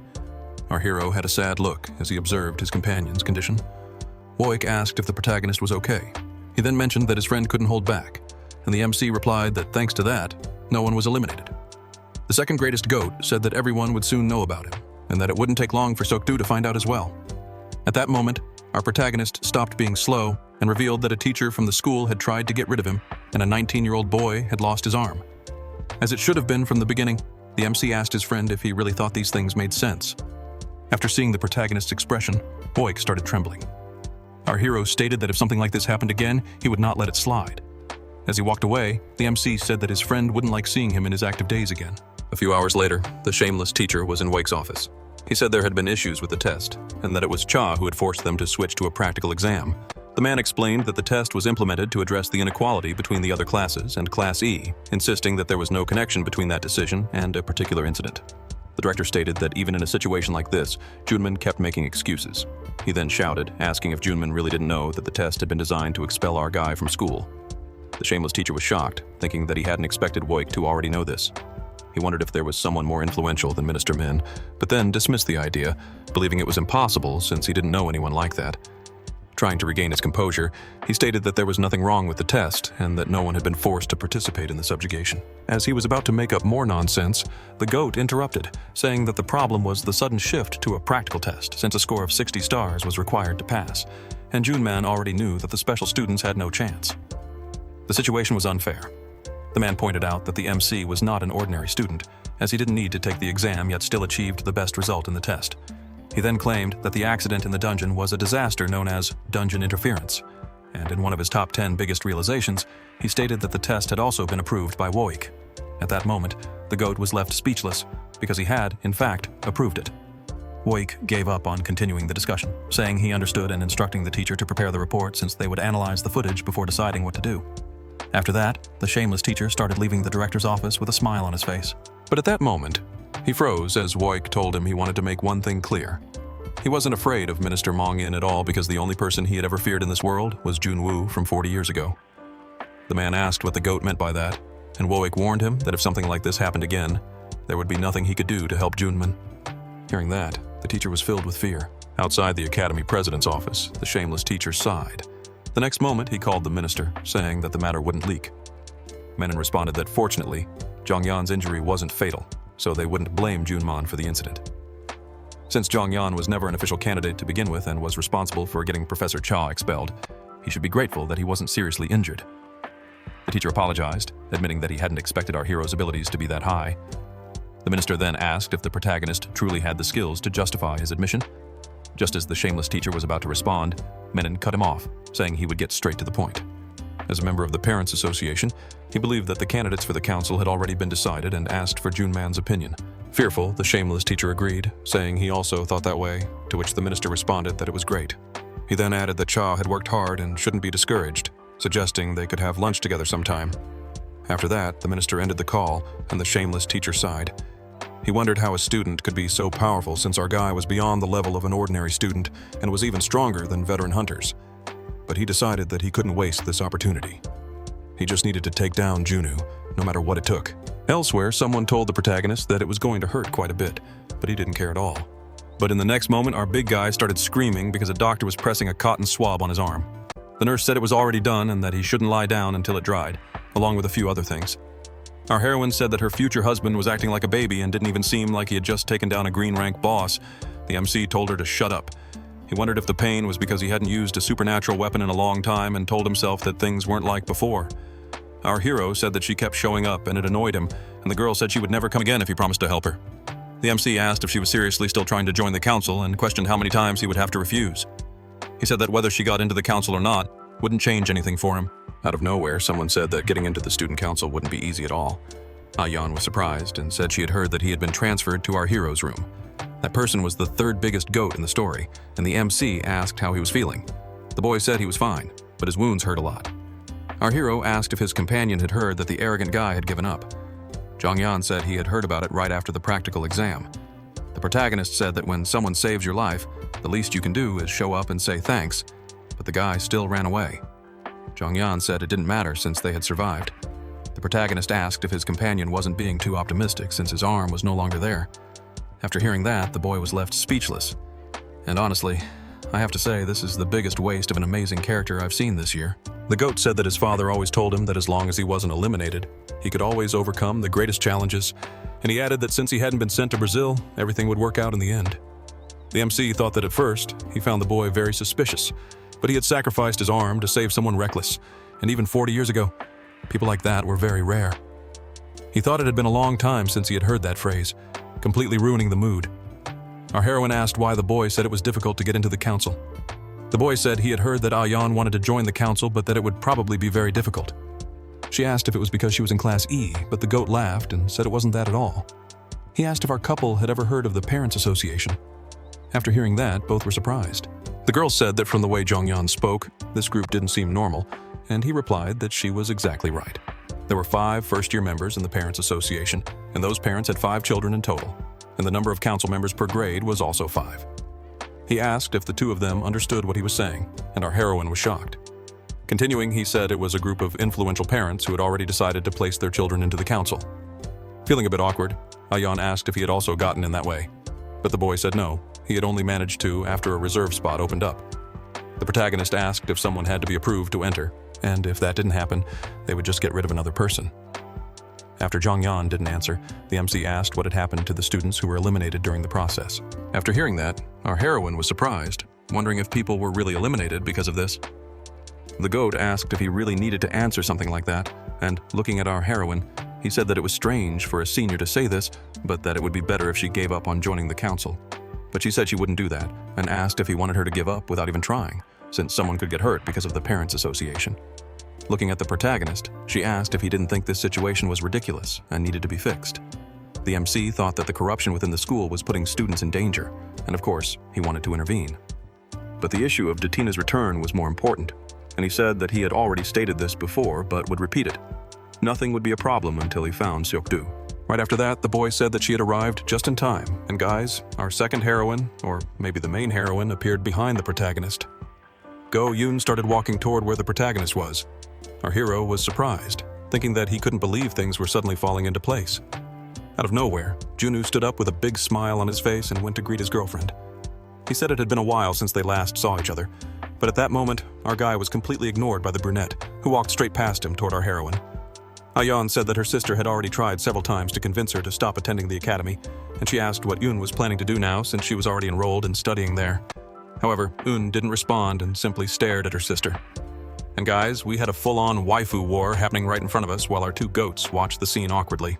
The protagonist thought that he didn't know what had happened between them, but just by looking, it seemed serious.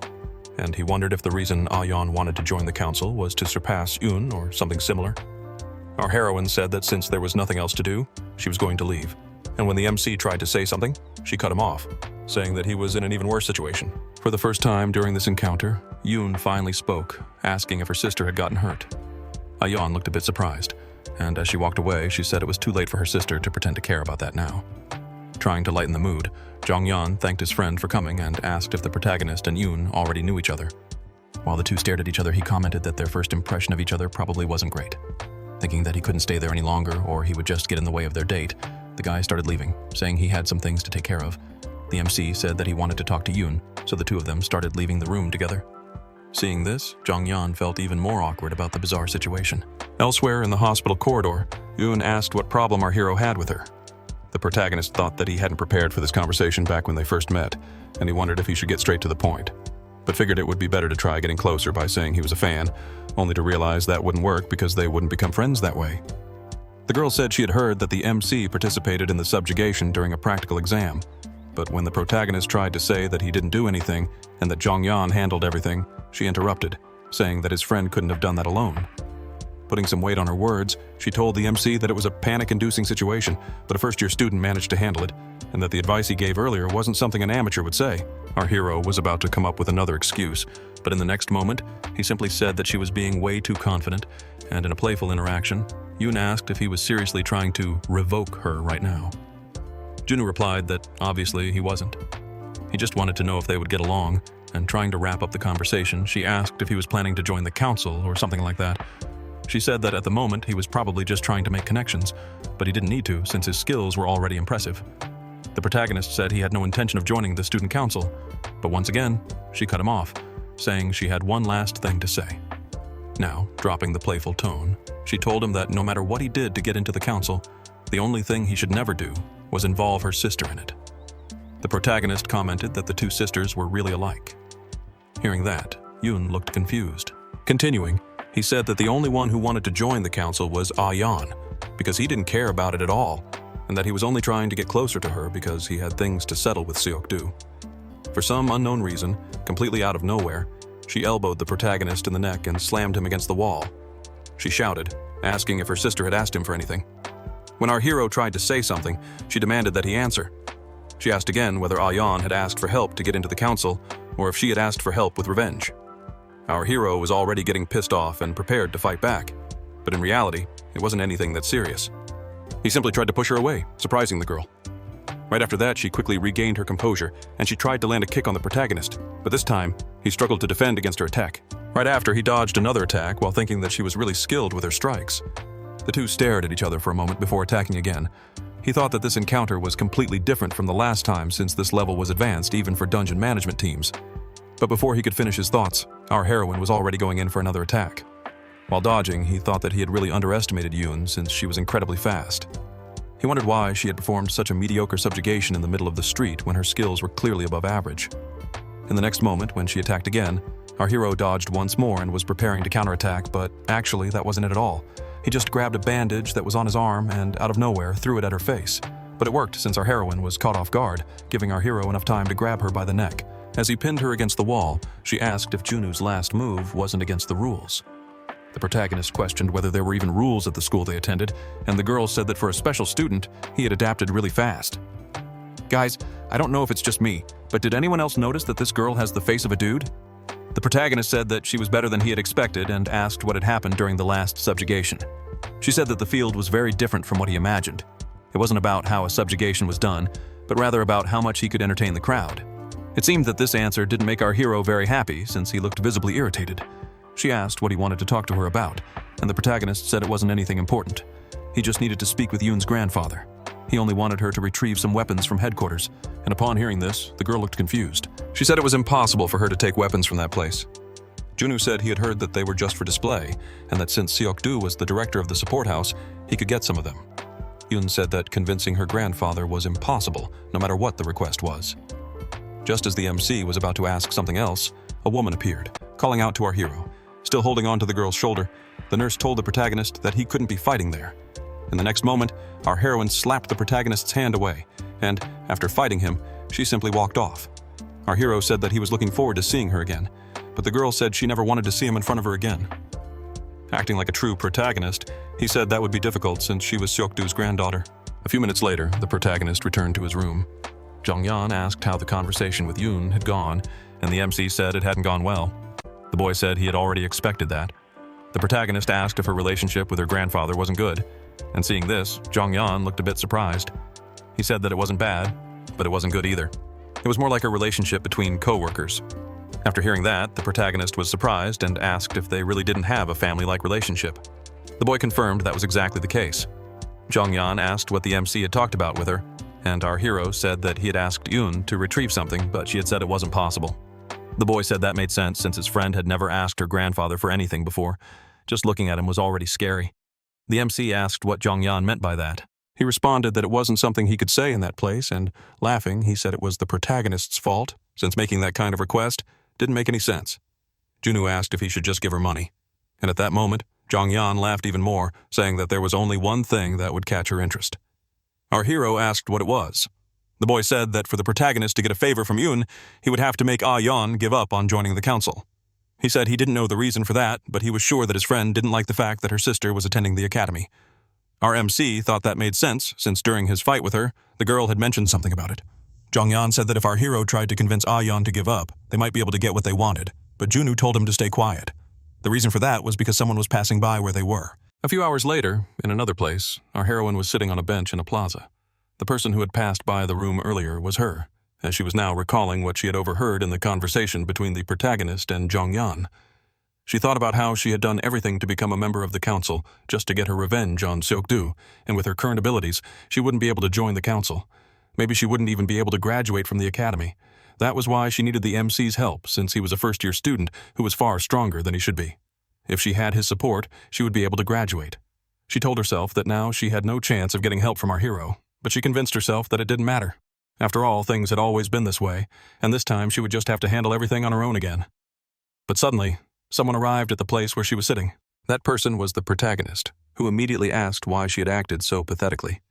Our hero asked if she wasn't going home since it was already getting late, and the girl replied that she was on her way. The MC said he had a question for her. He then asked if she was thinking about giving up. Hearing this, Ah-yeon was slightly startled. She asked why our hero thought she would give up, and he said he already knew she would say that. The protagonist smiled because up until now, he hadn't seen this moment happen in the story. In the next moment, he said that he had fought against Yoon. Hearing this, our heroine was once again surprised. She asked what he was talking about, and the MC responded that he really had fought against her and that Yoon was even more powerful than he had expected. That was why things had gotten complicated since the two of them didn't get along and ended up fighting again. Because of that, he was planning to change the way he handled things. He said he would stop trying to ask nicely and would just threaten Yoon instead. After hearing this, the girl was confused. She commented that the MC was exactly what she expected, too aggressive. She asked if he was joking, but the MC said he was looking for her weak spot. Ah-yeon questioned what kind of weakness her sister could possibly have. Pointing at our heroine, the protagonist said that Yoon's weakness was her own sister. He told Ah-yeon that she needed to pay attention. He explained that Yoon was the leader of the council, a top-tier hunter, and on top of that, her grandfather was the head of the association. Then he asked why someone so powerful would care about someone like Ayeon, because no matter how hard she worked, she would never reach Yoon's level. There was a reason Eun wasn't in the Hunter Academy. If she were, it would affect her future career. Or maybe she was afraid that Ayeon could take her place. After hearing this, the girl spit out the juice she was drinking. She said she knew her own abilities and what the protagonist was saying didn't make any sense, but the MC told her that she just needed to make it make sense.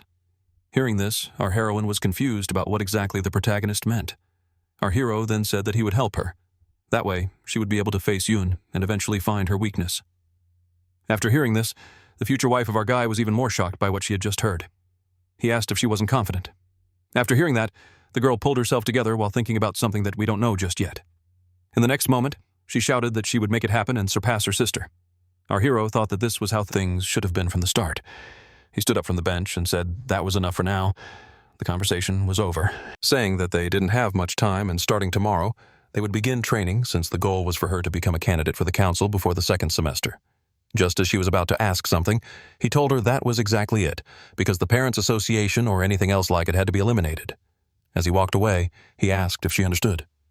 But before the protagonist could leave, the girl called out to him again. With tears streaming down her face, she said she wouldn't forget this favor and thanked him. Elsewhere, at a sushi restaurant, someone was asking if our third goat was okay. Someone said they had been worried because the boy had become confident after entering Class A. Another person said this was something to celebrate since Jong-yeon was happy to have passed. In the next moment, someone arrived at the entrance of the place where those people were gathered, and the one who arrived was the shameless professor who apologized for being late. After that, everyone recognized him. Someone said they had heard there was an accident during the exam and asked if the professor was all right, and the man said that nothing bad had happened. The people in this meeting were part of the first-year Parents Association, and Junman said they could now discuss the main topic of the gathering. They needed to prepare for the admission period since the semester was ending. That's why they would begin by reviewing the documents, and after analyzing the papers, they were to sign them. He handed them to Taegang's father, whose name was Jung-hoon. Then he continued distributing a stack of papers to several other people who were considered important in the industry until he reached the last person, Jok's father, Minister Mong-in, who had been a nuisance since the beginning of the story. The professor said they could take their time signing the documents and asked if they had any questions. Jung-hoon said he had a question about the practical exam that took place a few days ago, because he had heard that a special student had cleared it alone, and he asked if there was any chance that the boy would try to run for the council. After hearing this, everyone was surprised. The shameless professor said that our hero had shown no interest, and that there was no possibility of their children not getting in, so they should be at ease. He added that, to be honest, it was very unlikely that our big guy would apply. After hearing that, the minister said he had a question. He asked if the professor had a way to handle this matter in case his assumption was wrong.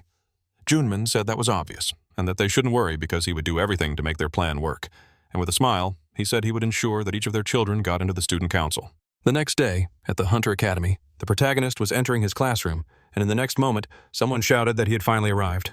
Several students rushed toward our big guy, bombarding him with endless questions.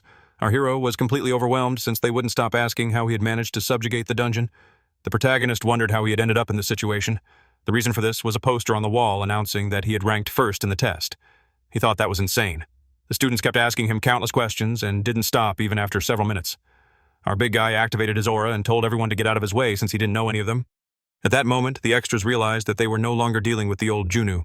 In the next moment, our hero started heading to his seat, and our heroine spotted him. The protagonist told the girl that he hadn't expected the professor to give him a perfect score, and she responded that they wouldn't alter the results, which was why they had revealed the true score. Our hero thought that at least the stars weren't manipulated. Junu asked if our hero was following the instructions he had given her. She replied that she was, and asked how long she would need to continue physical training. The MC said that it didn't matter if she had good weapons. If she lacked strength, it was useless. The girl said she understood that, but even so, our hero needed to prepare since the final exams were approaching. The protagonist asked if it was another dungeon. Ayeon replied that it would be a written test and a sparring match, and our hero thought that the academy's exams were strange and wondered why students had to fight each other.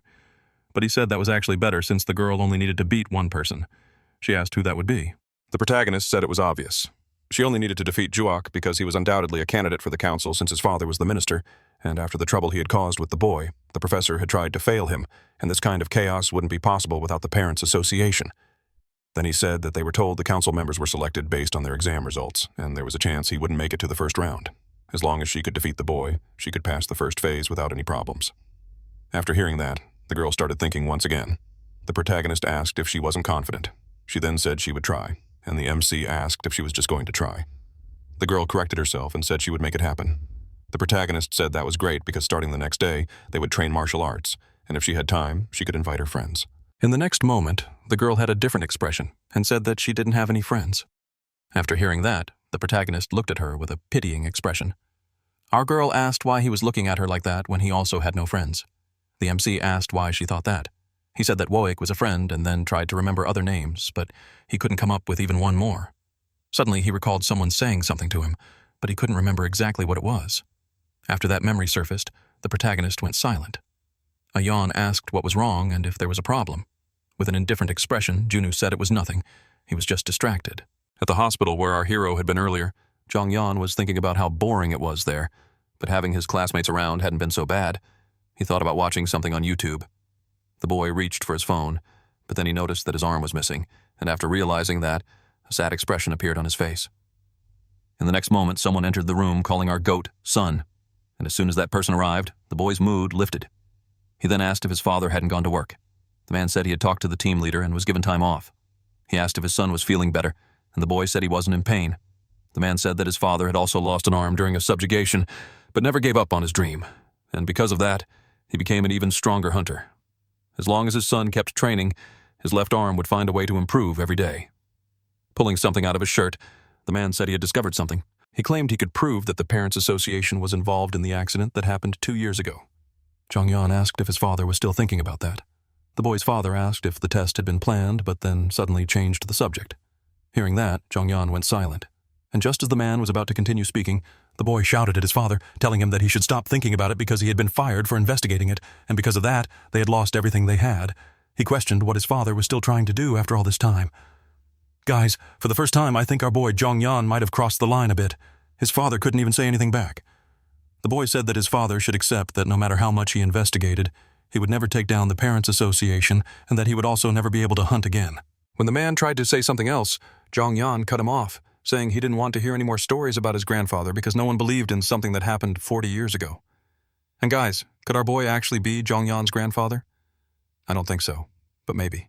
After the boy left the room, his father sat on the bed, thinking about what he should do. Elsewhere, our hero was asking if his underlings had found anything new. The chubby one said there was nothing suspicious in classes C and D. Hearing that, the protagonist asked about the rest. The boy said that it was a bit weird to ask people from classes A and B. The MC thought that he was trying to figure out who wanted to join the council, but these guys weren't enough for that kind of job. Our boy told them they had done a good job, so they would get a reward. Seeing this, the guys said it wasn't necessary. The protagonist told them that when an adult offered payment, kids should just accept it and say thank you. Handing them the money, our hero said they should just take it because he was starting to get irritated. The chubby one said there was only W1000 in there. The MC told them they didn't need to be embarrassed since they could at least buy a snack with it. As they walked away, they thought that the money wasn't enough to buy anything, and the protagonist commented that they really were good lackeys. Seeing the boys, he remembered when he was new, and how even 1,001 made him feel like he owned the world. But that didn't matter now because he needed to focus on what had to be done, training Ayan to defeat Juak. As for the written exam, he could only hope she studied, since the most important part was the fight. Juak's skills were bad, but they still had to prepare since they didn't know what the association might do. The problem was that there wasn't a good place to train Yun, and asking Woik for help would attract too much attention. Out of nowhere, someone called out to our hero. That person was our third biggest goat, who said he was happy to see his friend again. The MC asked if Jongyan had already been discharged, and the boy said he was only at school to handle some paperwork in the office. Saying that he had heard our hero was going to help Ayan, he asked how things were progressing. After explaining everything that had happened, the boy said he understood the situation. He mentioned that if Class E wanted to use the academy, there were restrictions, and the protagonist said that was exactly what he was worried about. Jongyan asked if his friend really planned to fight against the association, and our hero said it was obvious. The MC wanted to know why his friend was asking. The boy said it wouldn't be easy, and that he might even be risking his life. The MC laughed and said that they had all managed to get through this together, so they would find a way again. Jongyan admitted that the protagonist was right. In some way, they had survived the dungeon, and he recalled the things that had happened inside as it was collapsing, even the moment when he had put himself in front of the arrogant boy to save him. After remembering all that, the goat felt sad again about what had happened, and he said he wondered what would have happened if the MC had been in the accident 2 years ago. Hearing that, our boy was confused, but in the next moment, Jongyan said it was nothing. He mentioned that he could find a training location for our hero, since he could take his friend to the student council's training academy. Inside the council's office, the shameless professor said he was going to be honest, and looking at the boy standing before him, he stated that Juok was the person in the most danger at that moment. Hearing this, the boy asked what his professor meant, and Junman said that the MC might want to enter the council. After hearing that, the extra was shocked, and to make things even more intense, the professor said that our hero had passed without even taking the evaluation. And that wasn't all. He had even managed to defeat a green rank monster alone. He had seen it with his own eyes, so he had no doubts. After hearing that, the extra was even more terrified. Shaking with fear, he said that his spot on the council was secured because his father had helped him. The professor told him that there was a limit to how much parents could interfere with the school. Junman kept throwing facts at the boy while the extra kept insisting that the professor just needed to stop him. The man said that Juok couldn't afford to lose. The boy was thinking about how, when he first entered the school, the man in front of him had promised he would get him into the council. Junman told his student not to be discouraged because he had the test answer key. He just needed to memorize it and make sure no one found out, since the most important thing at that moment was the fight. After remembering how he got completely wrecked by the protagonist, he admitted that he didn't think he could win, but the shameless professor said he had a plan. He reached into his shirt pocket to pull something out. What he took out was a bracelet similar to the one Juke had used in the fight against our hero. Juman said it was an unregistered bracelet that wasn't recorded in the association and was of B rank. After seeing it, the boy was shocked. He said that almost everyone in the school was D rank, and then he realized just how good the item was. The shameless professor said that the minimum rank for hunters was B, so his student should use it in the fight. With a smirk on his face, the bastard said it was completely overpowered, like using cheats in a game. Laughing, he asked where Junman had gotten that, and the professor said it was from his father. The extra commented that he had heard Junman's father was part of the subjugation team. Trying to change the subject, Junman said that was a long time ago. He then mentioned that he had called a senior to help his student get used to his new ability. In the next moment, someone appeared at the door, and I was absolutely sure it was Go Yun, even before reading ahead. After seeing who was there, the boy was shocked, saying that it should have been impossible, and the reason for that was because it really was our second heroine who had appeared. The boy said it was incredible because with her help, there was no way he could lose. The man then told him to listen to all of her orders because he had made a special request. Thinking that he never imagined she would agree, he figured the reason must have been that she didn't like the MC. Then he told them they could talk about the training. Placing a hand on her heroine's shoulder, the shameless man told her to take good care of her junior. The girl responded that she would.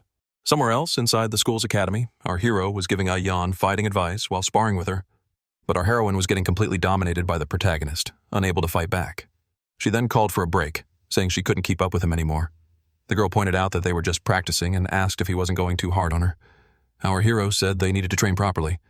Ayan then said that if they were going to go all out, the MC should teach her how to use abilities because everyone used them in fights, and she couldn't just rely on her fists. Junu sighed and said it would be easier to show than to explain. Then he told her to take off her gloves and use her abilities against him from that moment on. She looked confused, but the MC told her to think of it as a real fight and to try attacking him seriously. He then asked if she really thought she could take him down with just one punch. Ayan asked if he was crazy, saying that she wouldn't use her ability on someone unarmed. Junu replied that if she kept complaining, he would just stop the training. In the next moment, she activated her bracelet, and the system confirmed that her rank D abilities had been approved. Activating her flame magic, she said she wouldn't care if he got hurt, and in the next moment, she charged toward the protagonist with magic in her hands.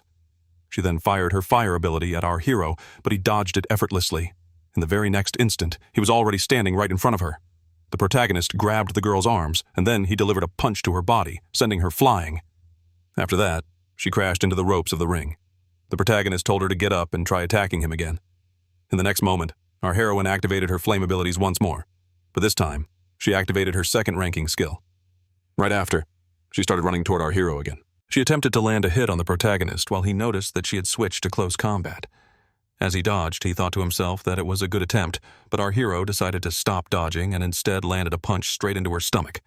Ayan was knocked down again. The MC said that she was probably wondering why she couldn't land a hit on him even though her ability had a greater range, and he explained that the reason was that an ability had to be used in sync with her movements.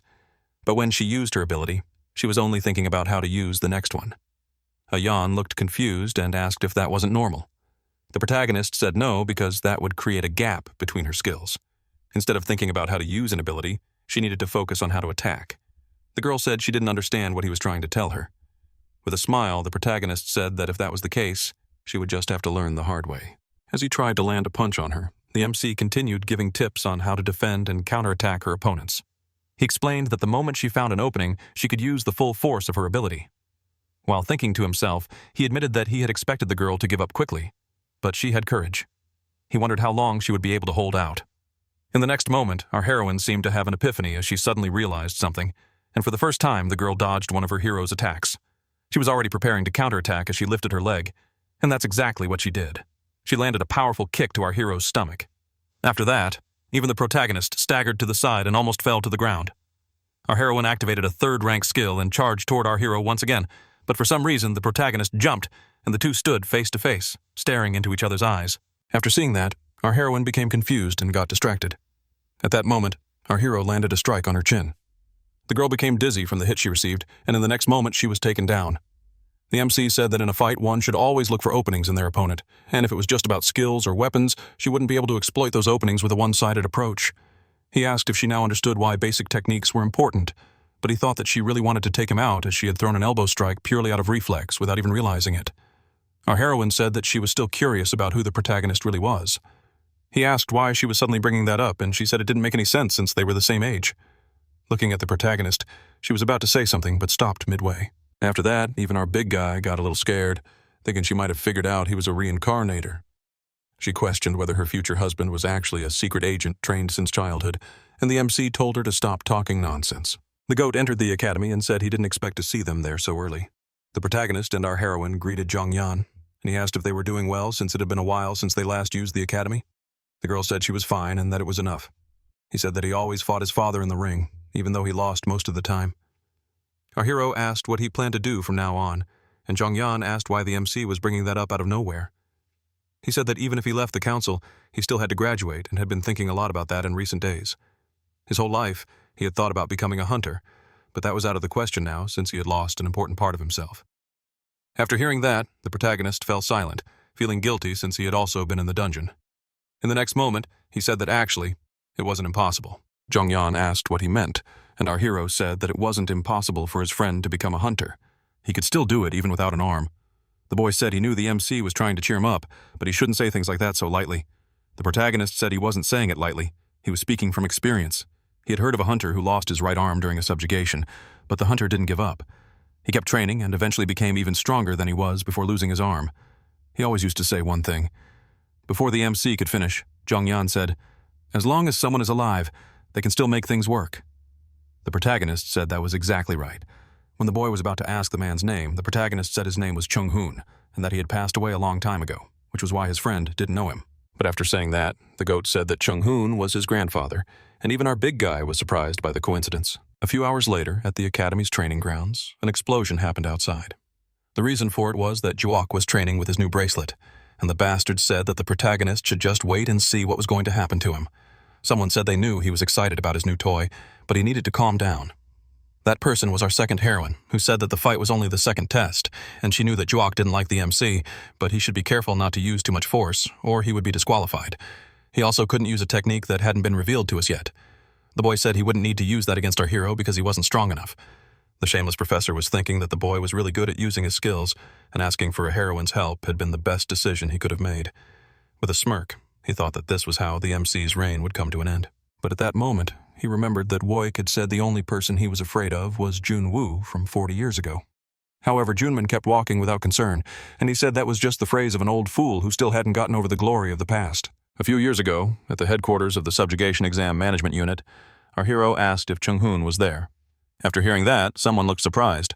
Looking at our hero, he asked what his boss was doing there since it was already late. The MC said that the number of dungeons had decreased, so he went out for a drink. Woik mentioned that they had brought Hoon's favorite drink. Chung-hoon was the leader of Team 2, and he was one of the most talented people the MC admired. The protagonist asked where Hoon's companions were, and the man said they had stepped out, but wouldn't take long to return. The MC said that in that case, they could wait, but Chung insisted that they should start drinking without waiting. The MC thought to himself that the only downside to his friend was his love for alcohol. It had already been 5 years since they met and became friends. Before they even realized it, he, Woik, and Hoon had become close comrades. While drinking, our hero asked his friend if he was busy. The man admitted that he really was, but even so, it was something he could still live with. The reason he said that was because 8 months ago, he had suffered an accident in which he lost his right arm. He told his friend that he shouldn't feel awkward talking about it since accidents were a normal part of life. The protagonist didn't know what to say in that situation, thinking to himself that it was a waste, as his friend was one of the most talented people he had ever known.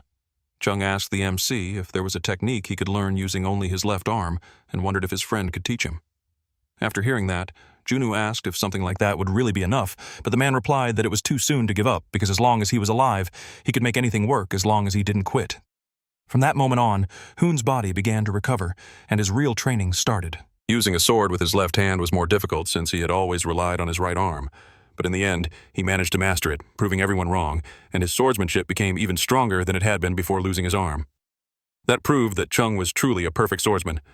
The man said the training had been really tough, but our hero told him not to say that since he was the one who had asked for help in the first place.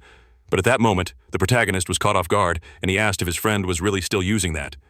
Hoon said of course because it was a symbol of how much he had trained, and he planned to give it to his son in the future. The guillotine blade was the wooden sword that Hoon had used during training. It wasn't a blade that could be used in battle, but it was perfect for practice.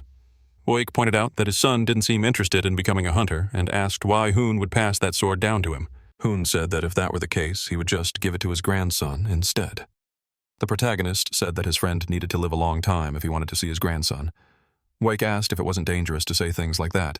Chung agreed that it wasn't good to say things like that and asked if our hero had never watched movies. In the next moment, they made a toast, and our hero said they should do their best to get eliminated as soon as possible. Outside the cabin, Junwoo asked if his son hadn't gotten hurt while playing. He laughed, saying that he had been afraid it was something serious, but he was surprised when he heard what his son had said. With a smile on his face, he said that his son had told him that as long as he was alive, he would find a way to make anything work. In the end, our hero and Woik had to listen to their friend brag about his son the entire night. Outside the academy, someone was saying that they had left the photo somewhere. That person was Jongyan, and he was showing a picture to our couple. The protagonist thought that the moment he saw it, he felt like laughing because the leader of the Zone 2 camp was someone who loved drinking and chatting, and he was also the swordsman who came closest to perfection in his lifetime. His name was Kim Chung-hoon. Our hero remembered that he had once told his friend to live a long life so he could see his grandchildren, and after recalling that, he had a sad expression, thinking that he shouldn't have said those words back then. Our heroine asked if Jongyan's grandfather had passed away a long time ago. The boy confirmed it, saying he had heard that his grandfather had been eliminated in an accident. After hearing that, our hero became deep in thought, and the boy asked if something was wrong with his friend, but the protagonist said it was nothing. Jongyan said he was surprised because he didn't know Junwoo was familiar with his grandfather's story.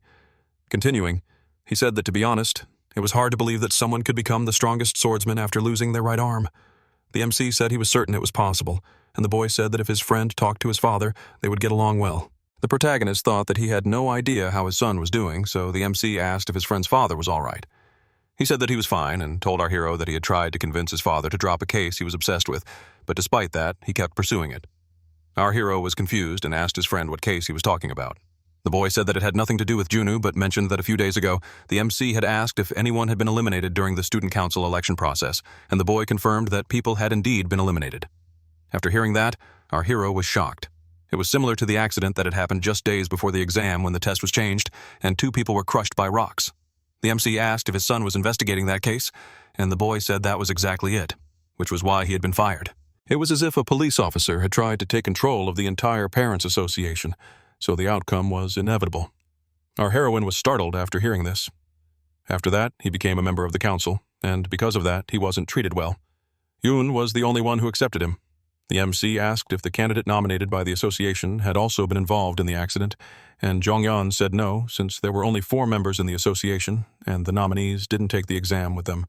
He still thought about it sometimes, always wondering what would have happened if he had reached out just a little earlier. Our heroine asked if that was why he had saved the arrogant boy last time. Jongyan said that, to be honest, there were moments when he regretted it, and in the end, his path to becoming a hunter was in vain. But even so, when he thought about the possibility of someone being eliminated right in front of him, he felt satisfied that he had sacrificed himself instead. Our hero had a smile on his face after hearing that answer, but in the next moment, he was surprised. Lowering himself, he picked something up and wondered if it could be the guillotine blade. Jongyan said that it was the only keepsake from his father, which his father had kept for years. Our hero thought about how his friend had once said that he would pass that sword down to his grandchildren, and he asked Jongyan if he could borrow it. The boy said he didn't mind, but asked why. The MC said that his friend had claimed his grandfather's story was impossible, and the boy replied that old stories were always exaggerated. But the protagonist said that this one wasn't exaggerated at all, and then he asked Jong-yeon if he would like to watch the next exam. A few days later, the written test for general subjects took place. It was the first day of the 4-day final exam. In a classroom, several students were working on their exams. Our hero was among them, thinking that he couldn't understand a single thing on the test questions. He had never actually attended class since enrolling, so there was no way he could handle a math test when he had spent his entire life fighting monsters. Then he looked to his side, and there was Jock. The protagonist thought that the extra looked focused on the test, but he obviously hadn't studied for it. He had most likely received the answers and just memorized them, and if this continued, there could be obstacles in Go Aeon's path. Our heroine didn't seem to be doing very well in the exam. She had a rather peculiar expression on her face. The protagonist wondered if she was okay since she didn't look very healthy. Junwoo thought about how she had always ranked first in the written exams, so he had no choice but to trust her. But then, out of nowhere, someone hit him on the head with a piece of paper. That person was one of the teachers. He told the protagonist not to look around while taking the test. Feeling awkward, the protagonist said he would pay attention. Several days passed, and now it was the 4th day of the exam. A speaker announcement told students to pay attention because the final first-year exam, the combat test, would begin soon. All first-year students were required to gather in the main auditorium. Our hero said that it was finally starting. Looking at his future wife, he said they should hurry so they wouldn't be late. The girl agreed. Inside the main gymnasium, our hero commented that there were a lot of people there, while our heroine asked him to wait for her. But in the next moment, he looked surprised. I still don't understand why he suddenly looked so shocked, since nothing major was shown in this panel. There were many people watching the arena while murmuring things I couldn't quite make out. There were even some reporters there recording what was about to happen. The MC asked if the exams were always like this. Aeon explained that this was the last exam of the semester, and most of the students who placed highly usually became council members. Expressionless, Junwoo thought that since they even broadcast subjugations, watching students with abilities fight each other was basically just entertainment. Someone announced that the exam would begin soon. The MC thought to himself that the adults were disgusting for broadcasting kids fighting just to make money. The announcer stated that President Woyik would explain the exam rules. The goat said he would explain the test rules for all the students who had studied and trained hard. The first exam would randomly select 2 participants, and the winner would advance to the next test. With an ironic smile, the MC thought that the rules were exactly the same as the ones used during the subjugation tests they conducted among themselves in the past. Basically, the test would continue until a participant either surrendered or was defeated. The winner of the match would earn 1 point, while the loser wouldn't lose anything, just get 0 points. Participants with 0 points could re-enter as many times as they wanted, but if you had at least 1 point and lost, you couldn't participate again. Wyke explained that the special protective gear would absorb most of the damage, but wouldn't completely protect students from all types of impact. He warned students not to get too excited or use their abilities recklessly. From that moment on, the test for Class A would begin. The goat said he hoped everyone would get good results, and in the next moment, they began drawing lots for the upcoming fights. 2 random extras were chosen, probably characters who would never appear in the story again, so I won't even bother mentioning their names. The announcers instructed the 2 selected students to enter the arena and prepare for the test. The referee told them to move into their starting positions. Then he announced that they could begin. The red-haired student was the first to charge forward. Our heroine was surprised by what she saw. She said it was incredible and that this was how Class A students fought. Looking at her future husband, she asked the protagonist what he thought about the match. But in the next moment, she was shocked because our boy was asleep. The girl asked why he was sleeping, especially when Class A was fighting. The MC said that the fight was a mess and that there was nothing worth watching. Since he hadn't been sleeping well for the past few days because of exam prep, he figured this was a good time to rest. Aeon asked if he was seriously saying those things after seeing Class A's abilities. At that moment, she wondered what kind of standards our boy had for him to say that without any hesitation. And I was right. Those 2 extras never appeared again. A few hours later, the announcer stated that Class D's fights were over. Aeon told our hero to wake up. Stretching, he asked if it was already over. The girl confirmed and said that it was their turn now. The announcer stated that the fights for Class E would now begin, so the students should get ready. At that moment, everyone was trying to leave. They really left and were heading to the cafeteria, and that was exactly it, as the previously packed arena was completely emptied in an instant. The MC asked if their class was really that bad for no one to want to watch their fights, and the girl replied that he was the last person who could say that since he slept through the others' matches.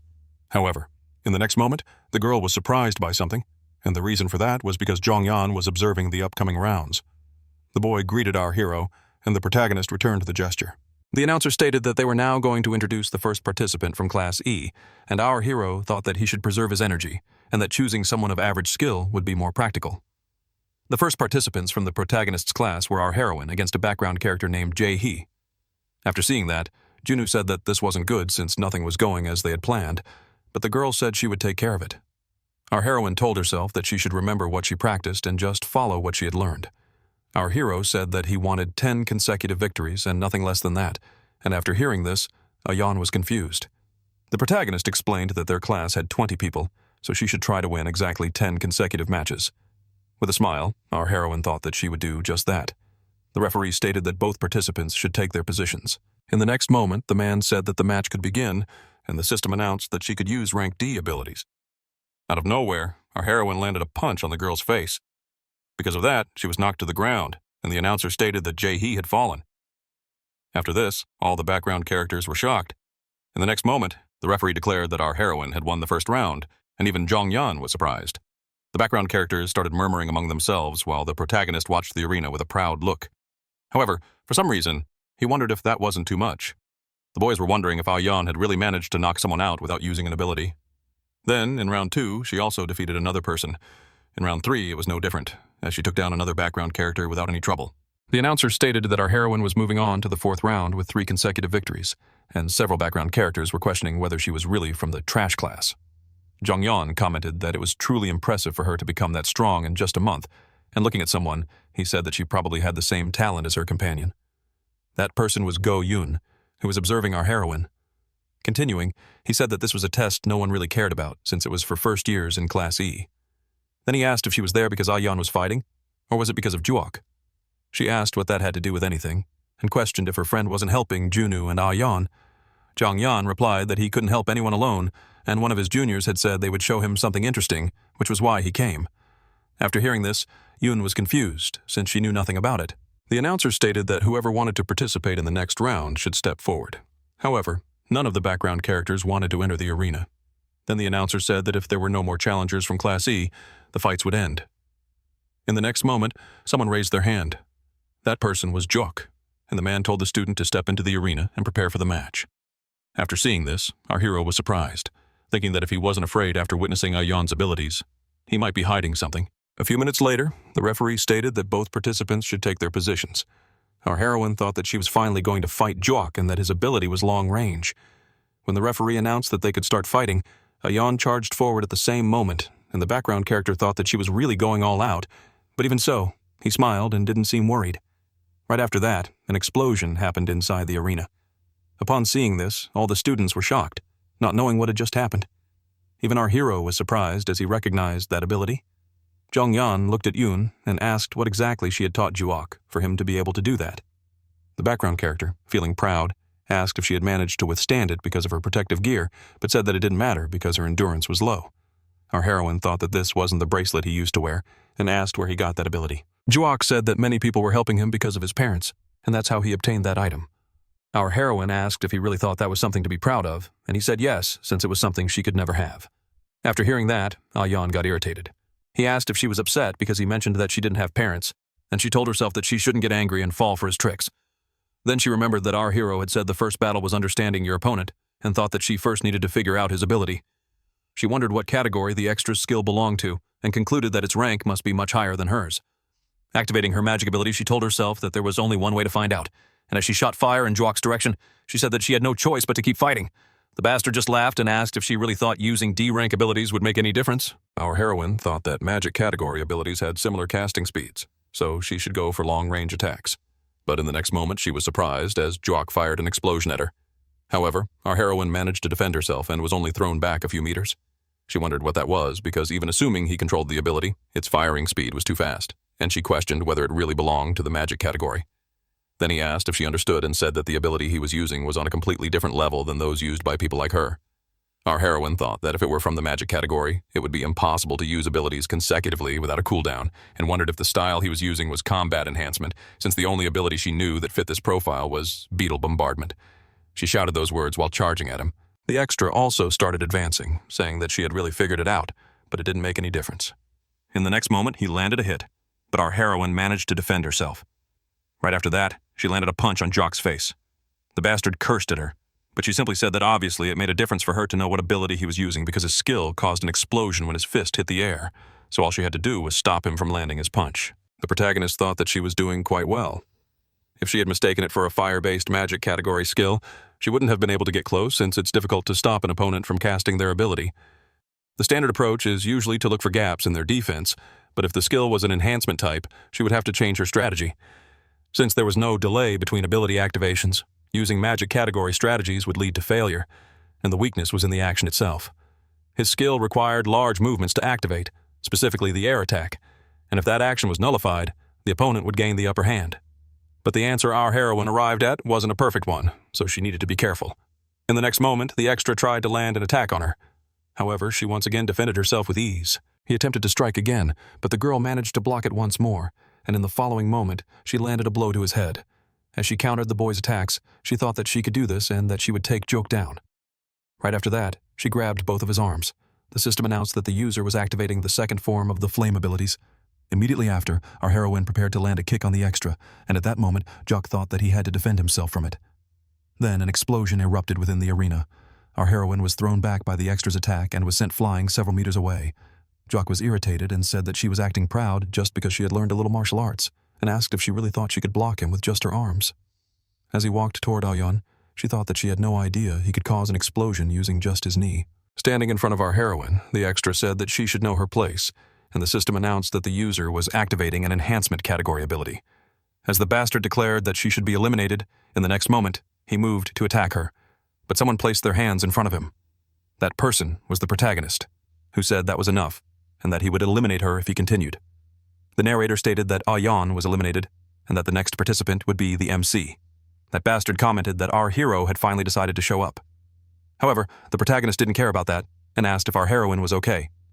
She responded by saying that it wasn't over yet and that he should go back because his turn hadn't come yet. Our hero thought that ever since she was hit by the first explosion, she had already reached her limit, and for that, he would acknowledge her fighting spirit. The protagonist told her that her defeat had already been announced, so the match was over. But the girl tried to say something, and our hero told her to stop being stubborn because a loss was a loss. After hearing that, Aoyun didn't try to continue. In the next moment, she left the arena. Some people tried to carry her on a stretcher, but she said she was fine and could walk. Shortly after, the protagonist called out to our heroine and told her that she had done a good job, so she shouldn't be sad about losing. After hearing that, Aoyun was surprised, and as she walked away, she started to cry. The background character was proud as he called out to our hero, saying that he was worried the protagonist wouldn't show up. But our hero asked if the boy didn't think he had gone too far in his fight against our heroine. Jock said that he went easy on her, and even let her walk away. The MC replied that just because Jock had obtained a B rank ability, he was acting arrogant, and he asked if he had forgotten what happened at the warehouse when he tried to attack him. After hearing that, the background character trembled. He continued, saying that the background character's ability wasn't just any ordinary skill and asked where he got it from.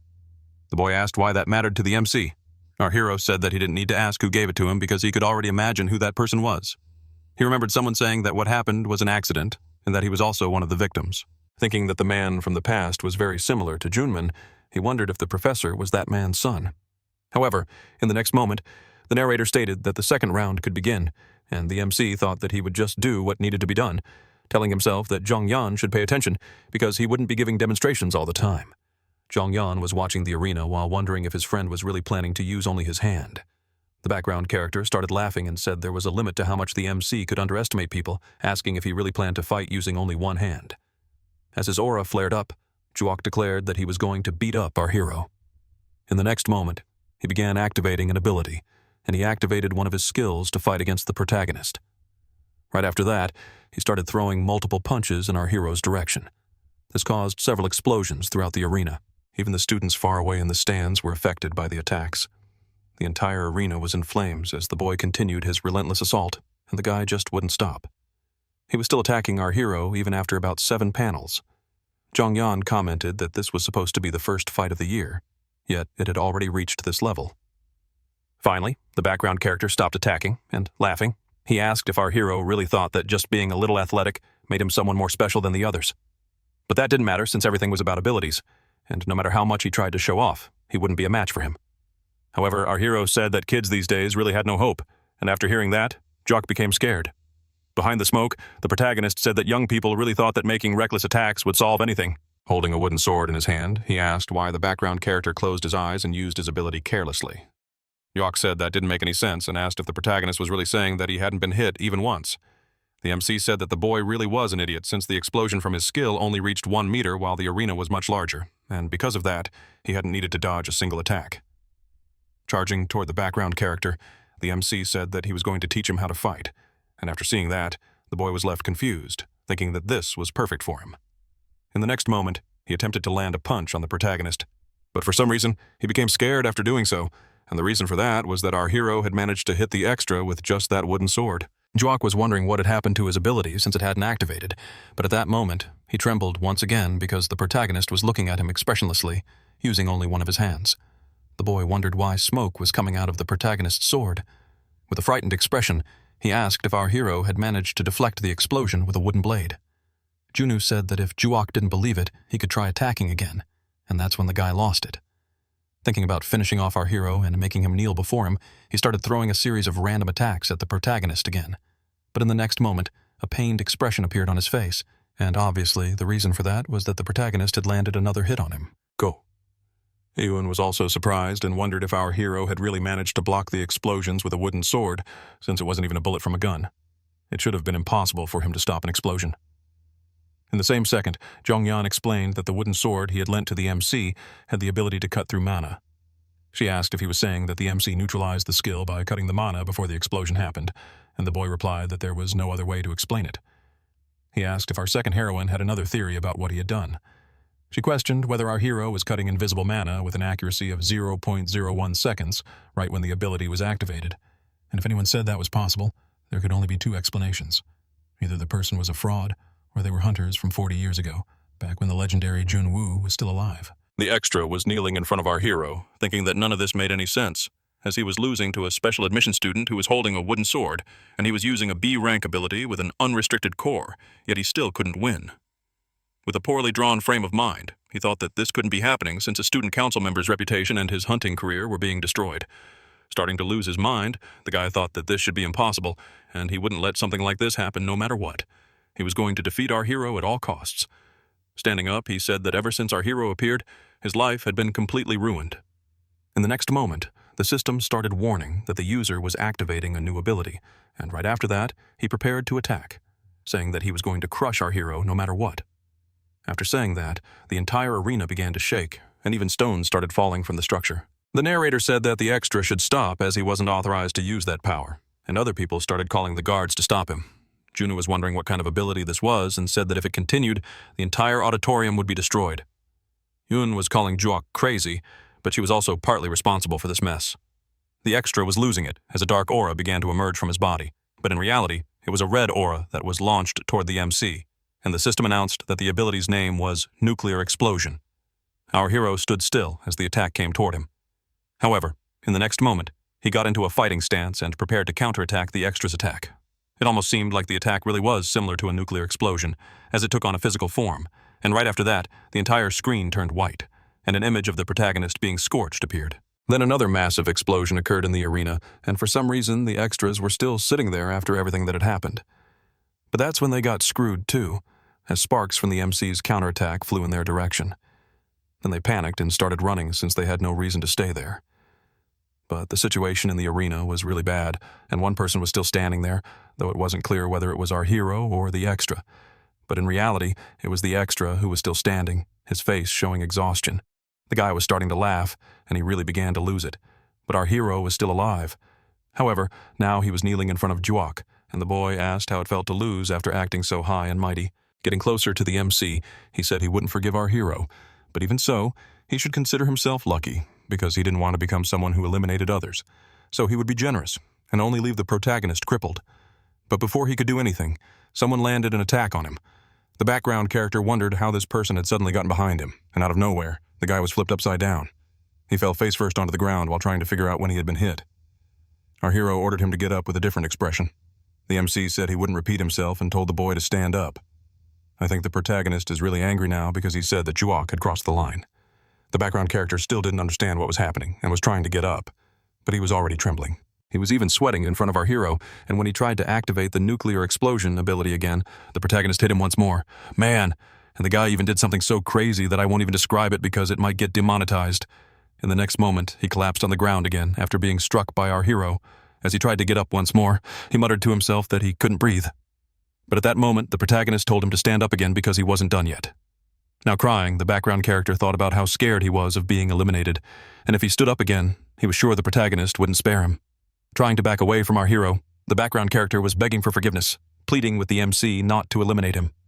He admitted he was wrong and swore he would never do something like that again because he was truly sorry. But the protagonist was still furious as he asked if the boy even understood the ability he had tried to use, as it was dangerous even in real battles. And because of the background character, the entire auditorium was nearly vaporized, and everyone had to run for their lives. After hearing this, the background character started crying, saying he never wanted that to happen, that he had only heard it was a strong ability and didn't know its true power. But guys, the MC was really pissed off as he said that the person who used that skill 4 years ago gave the exact same excuse, and he asked if Juok knew what happened to him. Trembling in fear, the background character said he didn't know and asked what had happened. Activating a unique ability, the protagonist stated that someone like Juok didn't deserve to become a hunter. But the guy really never learned because in a desperate attempt to make the protagonist stop, he asked if our hero knew who his father was, and if anything happened to him, his father would never forgive our hero. However, the protagonist didn't care in the slightest as he simply launched an attack toward the boy. And I really think things went south because the panel was shattered, and maybe our hero actually eliminated the background character, but I'm still not sure about that. Since after the protagonist's attack, a huge cloud of smoke rose. Some men were wondering what had happened, while another said he couldn't tell because there was too much smoke. In the next moment, they saw the background character lying on the ground, and the narrator announced that the test could no longer continue, so the fight was over, and the students had to leave the auditorium. As the announcement was repeated, the protagonist was leaving the arena without that aura that even made me shiver. Someone asked if the sword the protagonist was holding belonged to Chung Hoon. That person was our director, who had a serious expression as he looked at our hero. Woik said that his friend had gone overboard in a fight against a student, but without caring at all about what his friend said, the protagonist replied that Woik shouldn't act as if he were still in his prime, and for that reason, from that moment on, he would be more aggressive and wouldn't care about keeping his identity hidden. Following our hero, the director said that the good days of the past were over, and the MC asked if his friend really thought he would just sit around forever. A few hours later, inside the men's restroom, someone was holding a phone while Minister Mong-in was calling them, and of course the one receiving the call was the shameless professor. Going back a few years, our hero was running somewhere for some reason. The protagonist had a worried expression on his face, and I couldn't figure out what was happening since it hadn't been revealed yet. Now I think I understand. His team's base was basically on fire. There were even several people lying on the ground, most likely taken out. Even a child's toy was there, probably belonging to someone who was no longer alive. Our hero was truly terrified as his expression looked far from good. Chung's sword was on the ground, and after seeing that, the protagonist immediately recognized it as the blade of the guillotine. At that moment, the king felt true terror because when he looked down, he saw an unexpected scene. There was someone lying on the ground, and if I'm not mistaken, a man was embracing a woman. After witnessing that, our hero dropped to his knees before the scene. In the next moment, several people began arriving at the site and called the protagonist Captain. After realizing that, our guy asked what had happened there. One of the people said that a monster had escaped from a blue-ranked dungeon, invaded the camp, and unleashed a high-destruction attack. The protagonist was furious and said that the basic protocol was to prioritize eliminating dungeons around the camp. Then he demanded to know what really happened. One of the people finally raised their hand and said that the three of them were responsible for it since they had failed to exterminate the dungeon. Our hero was extremely irritated and said that it was just a blue-ranked dungeon. There was no way someone could fail there. The guy had clearly messed up since he couldn't even say what had actually happened. But one of his companions bowed, apologizing, and said that Hunter Cha had insisted on going with fewer people than necessary for the extermination. And guys, this was the moment when the protagonist truly lost his temper. The MC asked how many people he had informed about the plan, and the man said 7. Then the MC asked how many actually went, and the man answered 3. Our hero was not happy. He had to hold himself back from yelling at them. Then he asked if the 3 of them always tried to take the supplies and loot meant for 7 people with just 3. The man said that wasn't the case, that this was the only time, and that what happened was an unavoidable accident because dungeon interference had occurred. But at that moment, the protagonist stopped holding back and said that he didn't care if they were stealing supplies, but there was one thing that could never be forgiven, and he asked if the man knew what that was. In the next moment, he declared that he would never forgive someone who ruined the work of his entire life that he had put into the camp. Throwing the man to the ground, he told the extra to look at what had happened because due to his mindless recklessness, he had caused the camp to be destroyed. saying that he hadn't endured all those hardships just to witness something like this, and asked if the extra thought the extermination team was risking their lives for nothing. The guy kept telling himself that this wasn't his fault, and he shouted that he didn't want this to happen either, that he couldn't have known dungeon interference would occur, and that he was also a victim.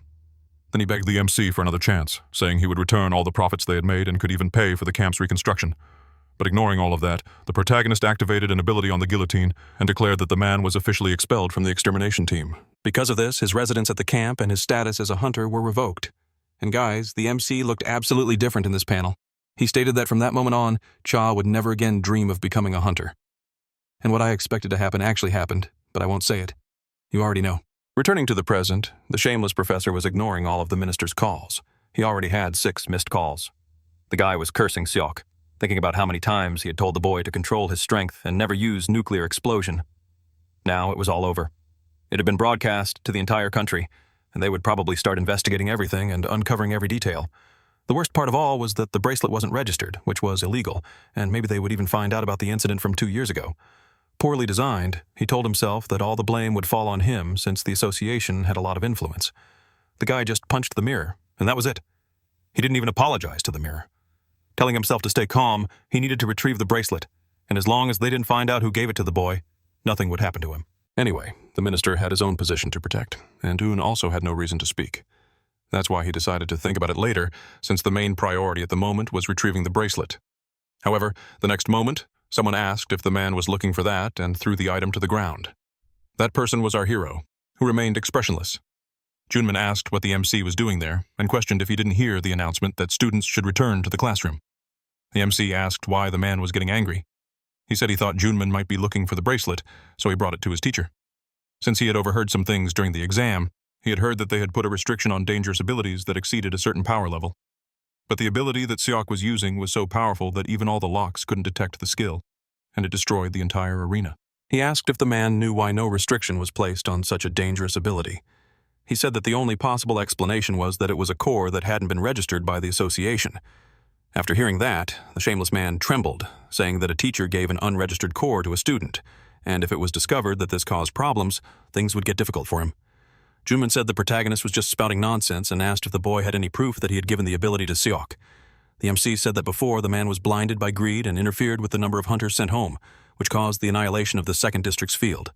For that reason, he cut off all the mana the man had in his body and removed all his team members from the camp. Was it just a coincidence that he was seeing the same abilities from before, ones that weren't common skills? When he mentioned the name of the minor character he had cut off moments ago, the man asked who the protagonist even was since he knew his father's identity. Even the protagonist was surprised as he didn't know that Junman was Cha's son, though it wasn't shocking since the two had done the same things in their lives. Right after saying that, he landed a strike on the man's face, saying that because of his actions, one of his students lost an arm, and today, several students almost lost their lives. Even 2 years ago, he had already made huge mistakes, but there was one thing he could never tolerate, no matter what happened: people ruining what he worked so hard to build, something he had put his life into. He said he was going to ask a question, and the shameless man must answer immediately. Then he asked if it was him who gave the unregistered core to Seok, but the man said nothing. He even tried to escape from the protagonist and attempted to grab the bracelet to attack him. He actually managed to grab it. Then he tried to strike our hero with it, but in reality it wasn't like that at all. He threw the bracelet to the ground and destroyed the item out of nowhere, and the guy really started kicking the item to try to destroy it completely. Then he looked proudly at the protagonist, thinking there was no way he could be incriminated anymore. He asked what the MC thought he was going to say to the police since he had no evidence, and questioned whether he really thought they would believe the word of a high school student. He said that adults weren't a joke, and that he hadn't just done this to Seok. He was even attacking a teacher. From that moment on, our hero's school life was over because no one would believe him. But then he trembled again as someone arrived, asking why it was so noisy there. That person was obviously our director, who had arrived to set things straight. Junman said the president arrived just in time, as the protagonist was threatening him and had even attacked him. For that reason, the MC should be expelled from school. But Wake said the man had broken the mirror and needed to lower his voice. Trying to escape that situation, the man said he had broken the mirror by accident, so the protagonist asked if the director had heard that. After all, he hadn't done anything and was an innocent person. But Wake said that in reality, he thought the teacher had done it. Then he asked if our hero had found any clues. The protagonist threw the phone into the director's hand, and the man said that Junu should be more careful since there were still many installments left to pay.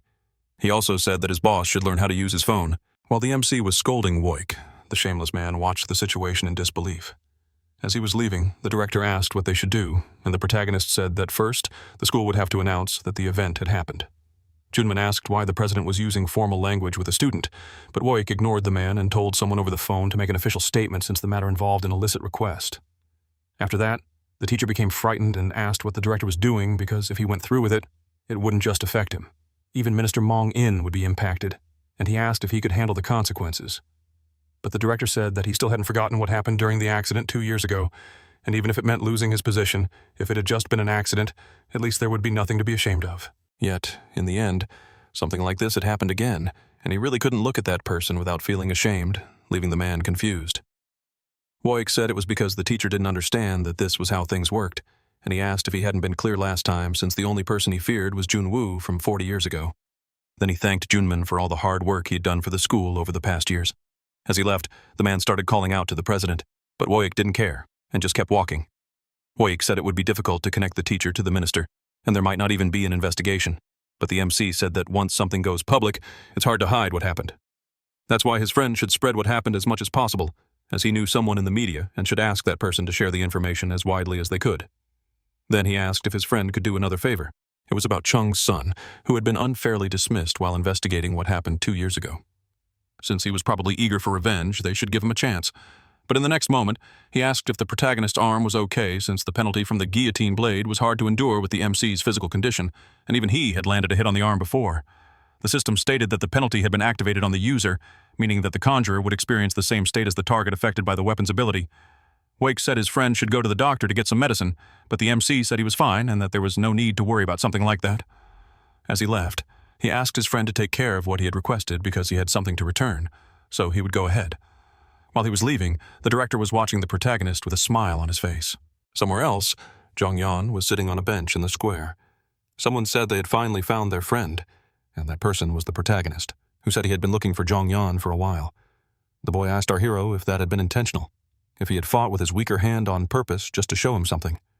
The protagonist smiled, saying that Jong-yeon's grandfather's story was not an exaggeration. That was why he wanted to show his friend, and that was all. No matter what his friend felt in that moment, the rest would depend entirely on him. The protagonist said this as he handed Jong-yeon the wooden sword. The boy took the sword and stared at it for a few seconds. Our hero was walking away, and that was it. Even though the boy was about to say something, in the end, he didn't, and for some reason he had a guilty look as he stared at the blade in his hand. But in truth, it wasn't guilt. He was just wondering if he could really do all the things the protagonist had done with just one arm. Suddenly something happened that I couldn't quite understand, but in reality, the father of our third greatest goat was calling him. He felt a bit confused, not knowing why his father was calling, but in the next moment, the man asked if his son was okay. He had heard that something had happened at school, so he asked if his son wasn't injured. Jong-yeon said that he was fine and that nothing happened. Then the man said he was relieved since he didn't watch the event because of work and asked his son to come home earlier, to which the boy agreed. But anyway, the video was still circulating, so he asked who the boy was, the one who was using a sword with only his left hand and was even wielding the same sword as Hoon. Realizing that the boy didn't respond, the man said that if it was difficult for his son to answer, he didn't have to since he was probably tired of hearing stories like that. However, the next moment the boy said that he wouldn't give up. He was definitely going to become a hunter authorized by the association and would not give up, no matter what happened. Basically, a news report was covering what happened at school and the accident Seok caused, which led to the destruction of the auditorium. It also stated that the police were investigating the minister to determine whether there had been a request for the illegal ability at the school's academy, where the protagonist and his heroine were still training. Someone was watching the news circulating on various websites. That person was our hero, who thought that public opinion seemed to be going well, and it was also great that his son had gotten his job back. Ayan said that Junu had been looking at his phone for a long time. She mentioned that people wouldn't stop talking about our hero and probably everyone at school already knew him. However, he asked if the same thing wasn't happening to her since people were talking more about her than about him. There were several comments praising her for holding her ground against Seok for a while in the arena. In the next moment, the heroine started blushing, and Junu said that people were even calling her the one-punch girl. Right after that, someone entered the room and asked if they were still training. Obviously, it was Jong-yeon who congratulated her for becoming a member of the council. But our heroine asked what he was talking about. Even the MC didn't understand, saying that she hadn't been officially nominated and that it was too soon to relax until it was confirmed. But Jong-yeon said that you never knew what could happen. However, in the next moment, our hero was surprised. The boy said that he had practiced with the guillotine blade every day, but even so, he wasn't doing very well, and because of that, he had a small problem. The protagonist said he would tell his friend, but it wouldn't be easy because if he wanted to be as good as his grandfather, he would have to go through a lot. The boy smiled, saying that even if it wasn't easy, he didn't care because he wanted to become stronger, so he asked our hero to teach him. Ayan told Jongyan to be careful because the MC was really scary, and the protagonist said that if she had complaints, she could stop training with him. But in the next moment, someone arrived, calling the boy son, which surprised the protagonist. Obviously, it was Jongyan's father, who asked if the two were his son's friends and said it was a pleasure to meet them. The man continued, saying that he knew about our hero and that he had been incredible in his fight since he had seen the boy use the same sword as his father. He said that he was surprised and asked if our hero's name was Junu, to which the MC confirmed. Going back to the past, 3 men were begging the protagonist not to expel them from the camp.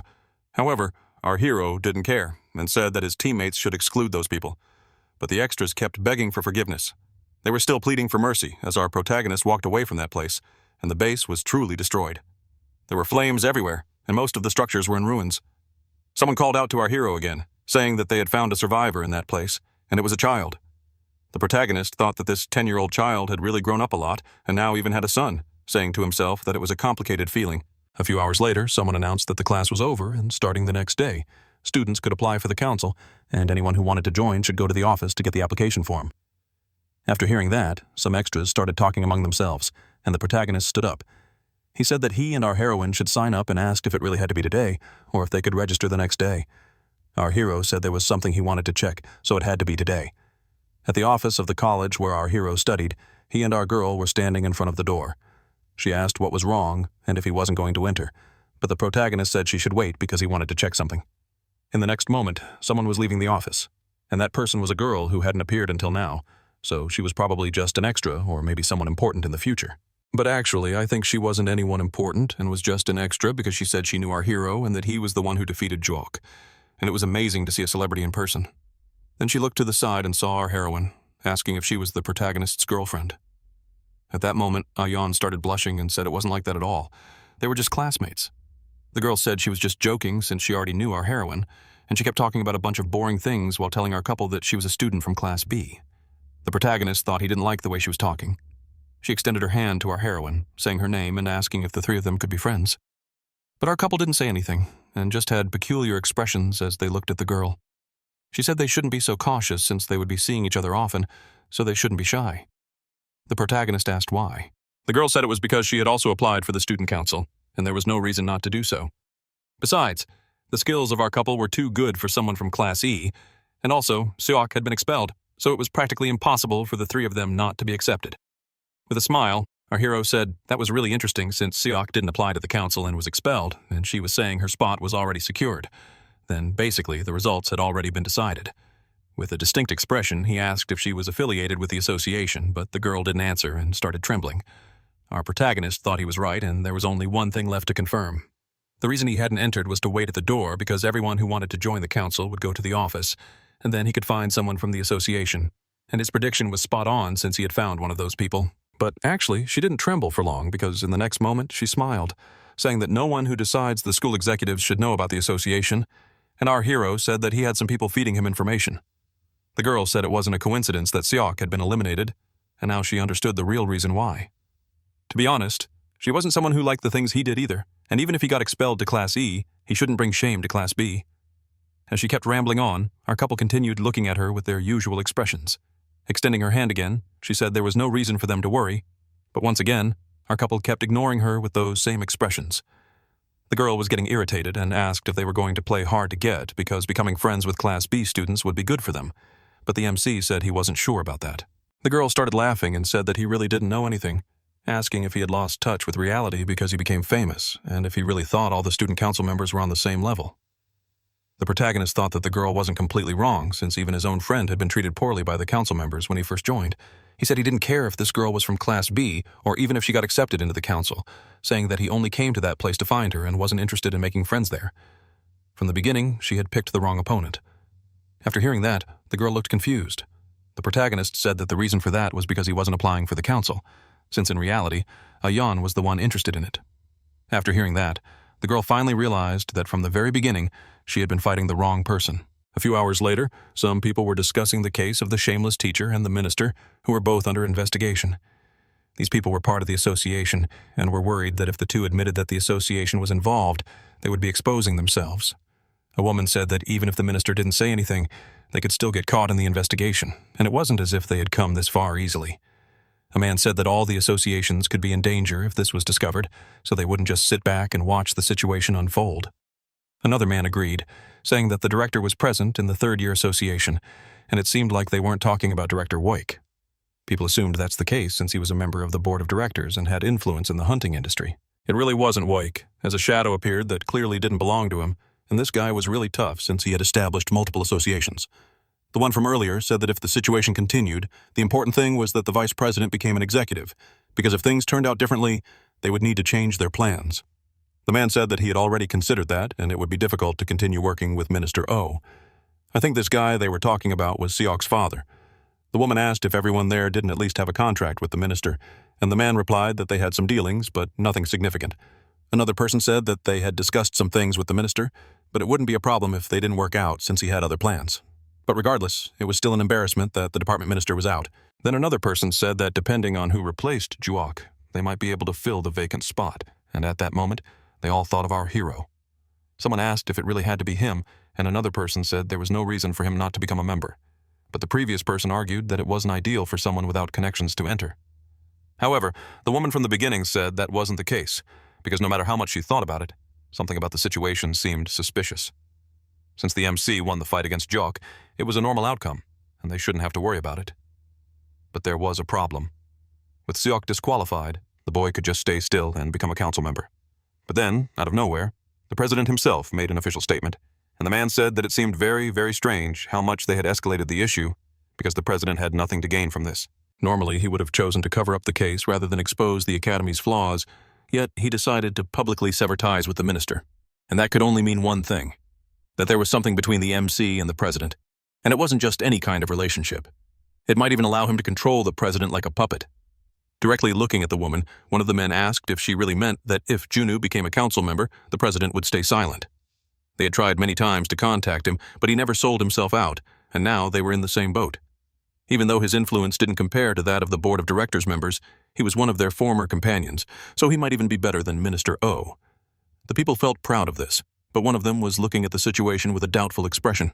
His name was Changu, and he was wondering if everyone really intended to abandon Minister O because the project he was working on depended entirely on him, and without his help, he wouldn't be able to do anything. With the minister's downfall, he was the only one completely screwed in this situation. Now that things had turned out this way, his position was about to collapse, and he needed to find a way to stay on top. In the next moment, his daughter was calling, and he wondered why she was calling right now. He said that he was busy, but the girl told him that our hero wouldn't be running for the council. After hearing that, the man was shocked. I think this girl was the one who was talking to the protagonist earlier. It really was her, and she said that Ayan was going to apply, and she was certain of it because she asked the teacher to make sure. The man thought that our heroine was Yoon's sister, and that she was definitely the granddaughter of Seok-do, who was one of the most influential people at the moment. It wasn't as if Junu running for the council would change anything, but the situation would be completely different if it were Ayan. In the next moment, someone asked if there was something wrong with their boss, but the man said it was nothing. He needed to leave because his daughter had called and needed his help. Finally, all that conversation was over. I was going crazy from writing so much of their dialogue. In the parking lot, the man was using his phone, and then he called someone whose identity had not yet been revealed. But now we know who it was, since the man asked if he was speaking with Yoon, saying that he had something very important to discuss with her. A few hours later, at a restaurant, Yoon asked how the man got her number, and the man said that his guild was still one of the largest in the country and had the contact information of almost every hunter. He apologized for reaching out to her so suddenly. The girl said that the man mentioned he had something important to tell her and asked what it was. He said that she probably already knew that the first-year students were trying to join the council and asked if she knew who was planning to run. Yoon said she already had an idea of who it was, even though she didn't like him. The man said that if she thought it was the MC, she was wrong because his daughter had told him that the person running for the council wasn't the protagonist. In reality, the one planning to apply for the council was Ayan, and after hearing that, the girl was surprised. When she asked where he got that information, the man said he had heard it from his own daughter. He said that ever since Juok got involved in this, he no longer cared about the council, but that wasn't the same for Yoon. The girl asked what exactly he meant by that. The man said that obviously, if her sister became a council member, Yoon would become more worried, and it was likely that the complicated situation with her family would escalate because of it. If that happened, he was sure that Seok-do wouldn't be pleased. And of course, That wouldn't be good for the girl either. He said that he could help with this situation under certain conditions, and she didn't need to worry too much since they weren't impossible demands or anything that would inconvenience her. Then the man asked our second heroine to take his daughter on a public hunt and to say during an interview that his daughter was her competent disciple. Then the man asked if her expression was because she was confused by his request. He explained that his guild was very large in Korea, but they couldn't compare it to the Hunter Association. So, if besides being a council member, his daughter was also under Yoon's guidance. The girl asked if that was what he wanted for his daughter. Jong-gu said that she was right because just like she had increased the association's influence, his daughter could become the face of the Acres Guild, and in that way he wouldn't need the minister or Director Seok-do anymore. But he admitted that his daughter's skills weren't good and that she had only reached Class B because he had used his influence. Yoon asked if it wouldn't make more sense to hire a teacher for her, but the man said there was no need for that because he didn't need real ability, since from the start his daughter had no talent as a hunter, and as her father, he already knew that very well. That was why he needed to be efficient. The girl asked if the man planned to turn his daughter into a mascot, and he said that was exactly it. He told the girl that this should be enough to cover everything and asked what she thought about it. She said he had mentioned a plan and asked what it was, and the man said she didn't need to worry because he wouldn't go as far as Director Seok-do. But after saying that, he told himself that he shouldn't have mentioned the director, and he added that in any case, she didn't need to worry because he was just going to send his team to scare her. But Yoon said that wouldn't work on her sister, so he asked if the second heroine had a better plan for it. The girl said that he should do everything to stop her, even if they had to use force for it. Before leaving, she said she had just one more thing to say. Then she asked if the man had told the other parents in the association or something like that.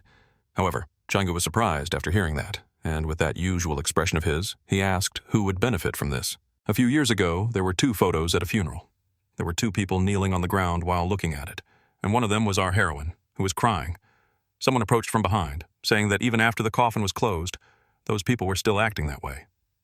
A woman looked at that man with an irritated expression. She moved toward him, asking how he dared to appear in that place after doing all those things. That person was saying so many things, and in her mind, the blame for her daughter's elimination was on that man. But actually, I don't think it was just in her head since the woman asked if the man really thought no one would find out that it was all his fault. However, his expression didn't change, and he said that he was also sad about losing his son, that it wasn't enough for his son to be taken from him. Even his life was stolen. He asked if he shouldn't be the one feeling angry. After hearing that, the woman was confused but was still crying. I think she was giving up because her name started trembling out of nowhere. That's right, because she told the man to leave that place.